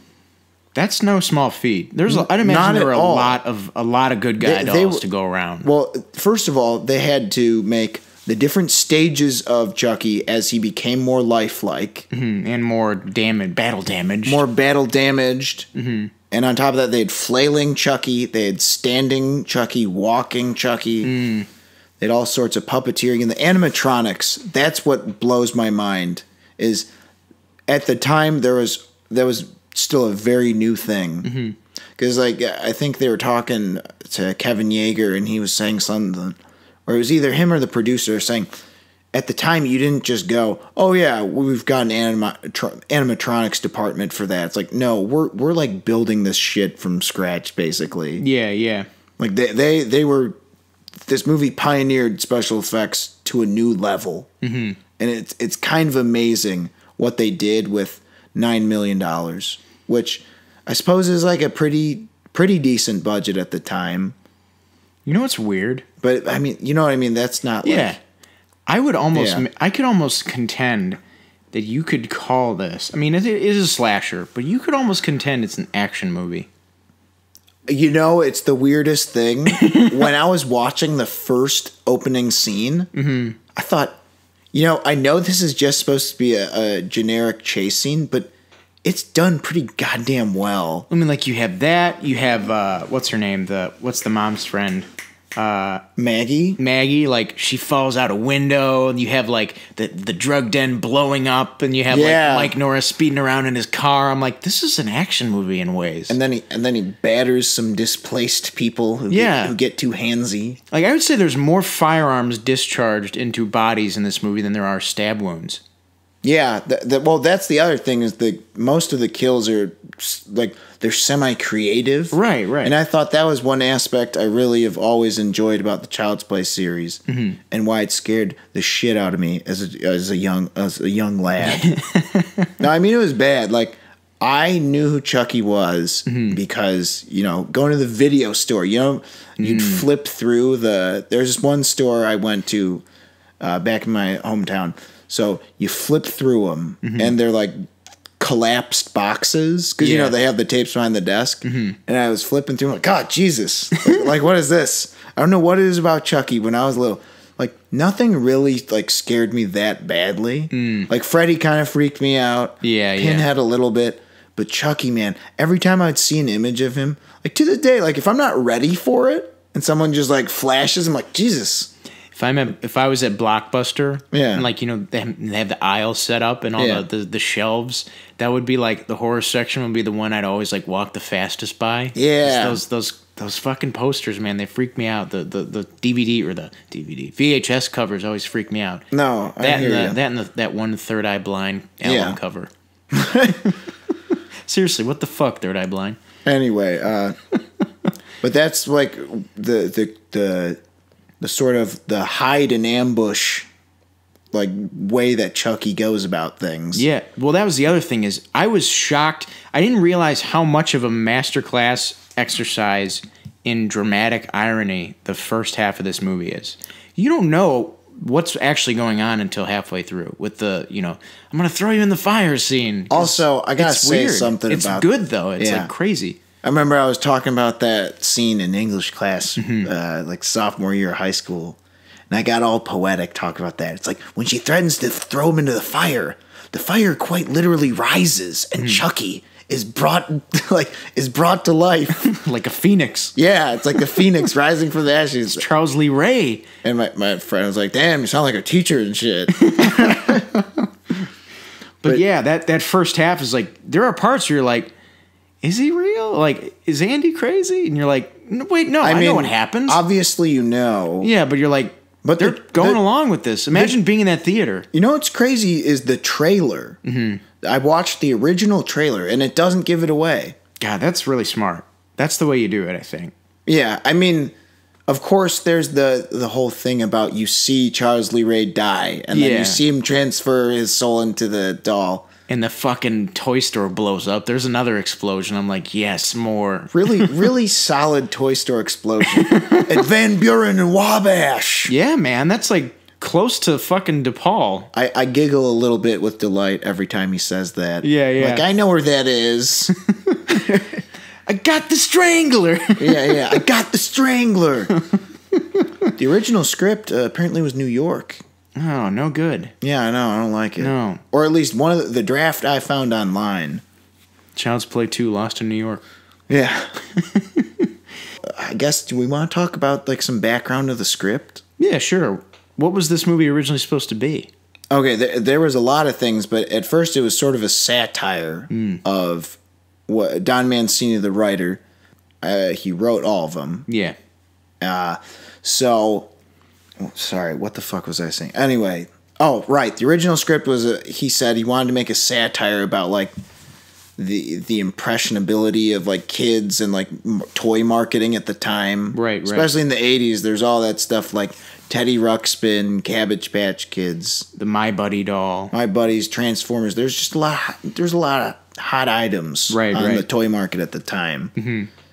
And apparently the My Buddy doll just got fucked because of this movie. Oh, because it looked, literally the box is the same box. It's like yellow-ass box with the plastic and like the red font. It's like, nope. That was the other thing is Chucky was originally Buddy in the first script. Yeah. That wouldn't have went. The first script, I think it was called Blood Buddy. Mm-hmm. And what happened was the doll is supposed to have like latex skin, and if you rub it too hard, it would like have fake blood, and you'd have to get it like Band-Aids. Yeah. I know that's been done with like certain toys. Yeah. You know, you gotta buy the accessories and all that shit. Yeah, the dolls that pee and shit. Right. But anyway, they actually make a couple jokes about that in 2. They do? Yeah. Anyway, what the fuck was I saying? So the idea is Andy like cuts himself, and then the doll also like he mixes his blood into the doll, and instead of the buddy being a serial killer and like practicing voodoo, It'd just be a doll come to life. yeah, it was a doll come to life, but it was supposed to be a manifestation of like Andy's frustrations because the dad is absentee. Yeah, I mean, yeah. in this one they imply that he's dead. It's a very Hellraiser-esque use of blood. Right. It's interesting you say that. Yeah. But anyway, so the idea would be a manifestation of his anger, and it would like kill the people who were pissing Andy off. Mm-hmm. And it's like, oh, that's weird. And the other thing was he'd only do it while Andy's asleep. Right. Where this, it's like he tags along on his little adventures because he's like, we gotta go get Eddie Caputo. Yeah. Okay, Chucky, I'll go to Woodlawn with you. Yeah. It's like, Jesus Christ. And that explosion is awesome. Oh, it's like, not only does the building explode, it pulls a Skyfall. It explodes and then fucking collapses. Yeah. Oh, man. It's good. It's really crazy, too, is one thing that really impressed me this time watching, because this is obviously, I've seen this 100 times, basically, and it's a perfect score for me, without question. The one thing that I really was impressed by is the way things kind of like logically progress. Mm-hmm. Because Chucky doesn't know everything about the voodoo spells. Mm-hmm. He's got to go back to his friend. Yeah, so that's the idea, is because everyone thinks, well, why wouldn't he just do it right away? Because he doesn't know. Mm-hmm. And then once Andy's in the psychiatry hospital, then he goes after him again. Right. Because he's got to do And of course, Maggie was just kind of collateral damage because Chucky's a bastard. Right. So, like, that makes sense to me. Because she wouldn't let him watch TV. Yeah, that's right. You gotta let the Chuckster watch TV. Yeah, man, come on. Eddie Caputo's on. Yeah, gotta know what's going on. Right. So I guess that's enough about this. Well, yeah, fuck it. We'll just continue on with what did happen. Yes. So, again, the logical progression worked out really well. Yeah, I definitely... The second half, it gets... really, like, what's the word? It becomes a lot more like, well, I don't know. I guess the added element of knowing what Chucky is at that point, it's like... Oh, when he finds out he's human. Yeah. I'd say, like... Also, what a great scene it is when... Because you feel the claustrophobia of Detective Mike Norris when he's trapped in his underturned car. I like that as, in perfect horror movie fashion... You can't see Chucky's point of view. You're trapped under the car with him. Right. Like, fuck! I gotta hit him. God, it's a great scene, man. Yeah, and then he shoots him. Yeah, and he shows up to the voodoo guy. I got shot, and it hurt like a bit, and it hurt like a son of a bitch. You're evil, Chucky. Yeah. You're an abomination. That guy doesn't get enough credit. He's funny. He's good, man. He was excellent. The voodoo guy. Yeah, yeah. It's the only way.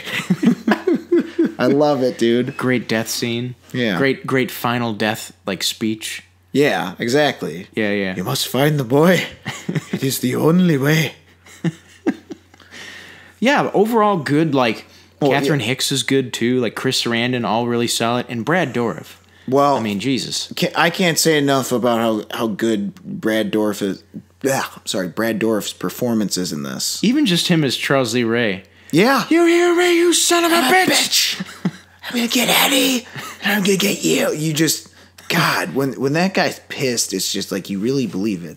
Yeah, I mean, I've told you, I've sung the praises of this man's acting many times. Billy Bibbit? Billy Bibbit. He's Wormtongue in fucking Lord of the fucking Rings. He literally has the only believable acting in Halloween 2. He's been in any number of other horror movies. I think, if I'm not mistaken, was he in one of the Exorcist movies too? I think he was. He Yeah. was in Exorcist 3. Okay, that's what I thought. And, of course, he was in, what was he in? He was in one of the Halloween movies, right? Well, yeah, he Both was. of them?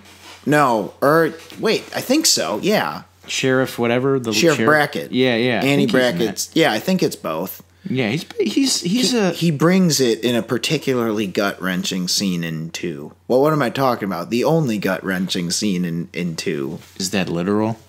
Well, no, I'm just saying, like, it's like depressing. Oh, because okay. his acting's good and you believe him. Okay. I mean, the rest of the movie is gut-wrenching. Like, why? Yeah, yeah. Jesus. It's gut-wrenching. Like, what the hell is this? Not gut-wrenching. Like, oh, what a poor Sheriff Brackett. He's upset. He was also in Ginger Clown. Oh yeah, he voiced one of the things. That's unfortunate, but you know what? He does what he wants to do. Yeah, that's true. I mean, the other thing is, like, in a decade of a lot of silent, the silent majority of slashers. Yeah, yeah. You know, Jesus. Like Jason, Michael, what's it called? What the fuck is the other silent one? I'm blanking the fuck out. He doesn't really talk, right? He gotta- yells. Yeah. He's just like Gossamer from fucking Looney Tunes. Yeah.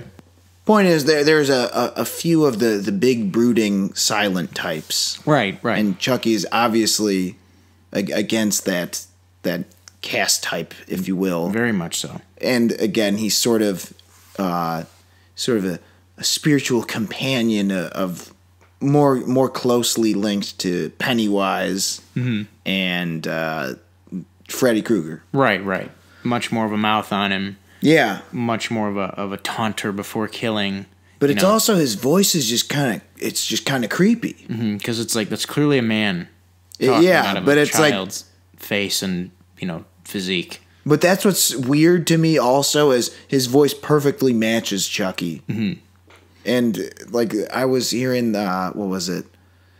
Like, they tried to actually do it with, like, I think it was like a woman's voice. Really? And like Don Mancini said, it sounded hilarious, and he's like, this isn't working. Jesus Christ. Because I think it might have been like someone had been brought in to record the, like, hi, I'm Chucky. Oh, yeah. Like that stuff. Mm-hmm. And I think that voice was used for like, they tried to do a version of that where it's like all the dialogue and it just wasn't working. And I really want. I got shot. It hurt like son of a bitch. It hurt like a son of a bitch. John, you shouldn't tell your customers where you keep these things. You fucking bitch. Yeah, I'll teach you to fuck with me. It wouldn't work. Luckily, they chose to go the Brad Dourif route. Yeah, and I think it worked out big time. It really did. What the hell else was I gonna say? Well, I think one of the big things for me is that this is a movie that it spawned a lot of sequels. A lot of them, weird ways, they kind of grew away from what the original established, which is it was very much I say it's a masterclass in psychological just manipulation and making you think like, is Andy crazy? Well, what's going on? That's part of the problem is like with movies where there's a big reveal. Once the cat's out of the bag, the cat's out of the bag. Like Predator. Yeah. Yeah. Similarly, although slasher movies they're oftentimes much more forgiving with scenarios like that. Yes. You can just go to space. Yeah, you can just go to space. Oh, right. Like or hell. Jason X, Leprechaun 4. Jesus Christ. Man, but, oh man. No, that's what I'm saying is the cat's out of the bag. Now, he said originally in the script they toyed around with that much more. Yeah, that's what it says. In this, they make it relatively possible, but also kind of obvious because, like, you see Chucky's hand turn the gas knobs when he's gonna explode his old partner Eddie Caputo. Yeah, he just makes his house go bye bye. Yeah, it's definitely. Also, I thought that was a clever kill. You know? Oh yeah, Eddie's a little trigger happy. Yeah, but he also left our boy Chuck out in the cold. Yeah, which is not good, but. He got what he was coming to him. He got what was coming to him. That's right. And Chucky don't play no games. Yeah, here's a question. We're getting a Chucky remake. We're getting a Child's Play remake. If there's anything that movie can do, what would you like to see it do? Like, would you like if it's too late because the one thing I would have the one thing I say. Not that it could have done better. It's just this could have been another version. Is the one where it was more like his original script. Yeah, where it's just a lifelike doll that becomes alive and tries to become a person. Not even that. Like the idea where is it Andy? Because obviously I knew. I mean, if you rent this, it's pretty much too late for that element. Right. But it still works as a story. Yeah. Because like sure. I love like one of the parts I love is where Catherine Hicks just she gets so fucking mad when Mike Norris. Oh, first of all, horrible Chicago accents. It was just like, hey, they tried. Just do a Brooklyn accent, kinda. Yeah. Okay. It's like, all right.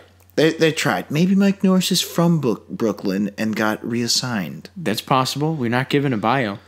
Anyway, point is, when he like says, "What are you wearing there, buddy?" He's like, "My good guy PJs." It's like, those footprints look kind of familiar. She's like, "What are you saying?" She gets so mad. She's not wanting that. Catherine Hicks really brings it in this role. Yeah, it's. I think the scene where, especially because I love, it's like one thing I loved about her character. She just calls the bullshit all the time. Yeah. She's like there's one thing where like what the fuck was it? Well, like she said something to Mike Norris. Oh, is that where she's like approaching him when he's like coming out of the PD? Yeah, and then she mentions, she's like, Chucky, like he bit me, blah blah blah. And it's like what? You reacted to something. You know what I mean? Like she's like, what the fuck was that? So, that's the part where she mentions, I think she mentions Charles Lee Ray, right? Yeah. Yeah, so then she's like, why? What does that name mean to you? And he's like, oh, I killed him. He was the Lakeshore Strangler. Right. The point is, she was really good at, like, picking up on people's cues. Right. Yeah, and it's well acted. I respect everybody involved. It's super, super... And here's the other thing, man, did this impact the fucking culture. This made everybody afraid of every fucking doll. Like, that even remotely resembled children. I mean, there had been a few other movies about this. But obviously this is the best. This is the heavy hitter. Yeah. You know what's weird? Did Dolls, there is like this, it's just called Dolls. I think it might have came out a year before this. Did it? I think so. Let's see. I think it was 87. Check that shit out. What do we 87, got? yeah. Wow. All right, but this is a much cooler concept because that was just like, ooh, spooky toys are alive. Like the whole voodoo thing was really cool. Oh yeah, it was an added. It was an added element. Oh yeah, no, this combined with Small Soldiers made me pretty much scared shitless as a 7-year-old child of everything. I like in my room. I like Small Soldiers, but it is pretty fucking scary, especially the end.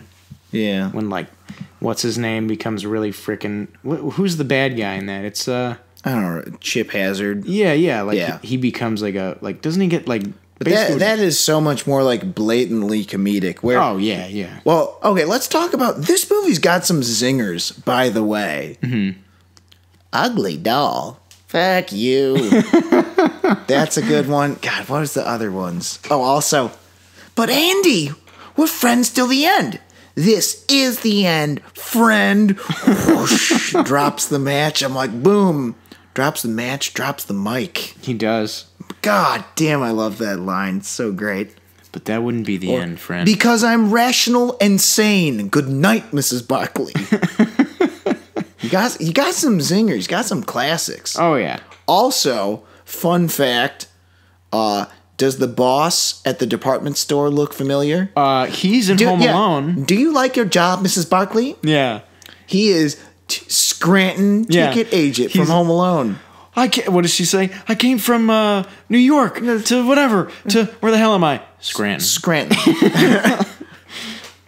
Oh, man. Yeah. That's what I mean. It's like, even the little bit parts, like, you know, kind of the Weasley, like, boss, is perfect. Right. Oh, man. And Maggie is totally a displaced New Yorker. Yeah. She's got a lot of fire. Yeah. But it's fire that wouldn't last. Also, I kind of love how this movie just portrays Chicago as, like, the shittiest city on earth. Pretty much. It's like, yeah, you just take an L and all of a sudden you're in Detroit. Just even though she lives in a gigantic apartment. Yeah. And I've been past that building a bunch of times. Mm-hmm. It's like Clark and like Diversey area. Okay. So she lives in Lincoln Park. But they did a good job via editing to make it seem like she lived closer to downtown, like the Loop. Yeah. Closer to like where the death of Charles Lee Ray actually happened. Yeah. So the voodoo guy, what'd you think about that?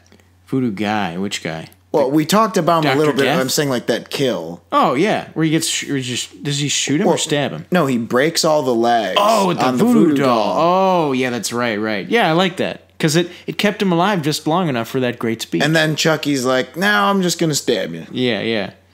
Kept him alive long enough so he could deliver that great speech. And then when he fries the doctor. Oh, yeah, that was messed up. Also, the doctor, again, crappy Chicago world that this movie depicts. Everything's going to be all right, Andy. It's so sad. It's like cut to Andy behind bars in his cell. Yeah. About to be fucking stabbed by a syringe. And then stop.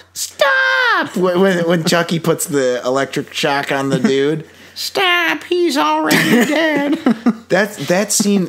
There's something just like so overtly evil about Chucky right there. He's like, you know what? I could just stop this and get you, but like, nah. I want to show you how sick I am, how depraved I am. God, just shocks him to death. And then there's the whole debacle after that. I love that scene in the apartment. Oh yeah. Also, Jesus. You know how they did a lot of that? Which part? So get this. For some of the shots, Ed Gale, the little person who was Chucky's human stunt double, they built a set for certain shots. So Ed Gale is 30% bigger than Chucky. So they built an exact replica set that was 30% bigger. God, which parts? Like when he's getting lit on fire. Oh, really? Oh, yeah. So like the couch was probably not. Or when he like falls down the chimney. Because that shit creeps me out how real it looks. And you're like, well, it's because it is technically real. Right. That's what I'm saying. Like the amount of effort they put into bringing Chucky to life. And it's really just a marriage of everything working out. An excellent voice actor. Oh, for God's sake. I mean, it's legendary. Well, it's also the fact that, what was it? Brad Dourif, he actually rehearsed the scenes with them in person. Yeah, he not recorded the lines, but he recited the lines on set. Yeah, no, or not on set, but they had rehearsals where they, did readings together. So I guess that's why there's an extra snarl to Chucky. Yeah. Definitely. So this is a timeless classic in my eyes. Basically, there's a lot of reasons it's my favorite. I think also it's just like, talk about a tightly run ship. Oh, yeah? They don't waste any time at all. Oh, I mean, it's well, how long is it? 87 minutes. But So they make their time. I miss movies like that, where it's just, you have your story, let's lay it out simply and straightforward. Let's not waste a lot of time. And that was one of the things, is like, there's certain things that didn't make it to the final cut. Because originally, Chucky was going to be in the factory for the Good Guy Doll's factory. Oh, okay. Which makes an appearance in 2. Oh.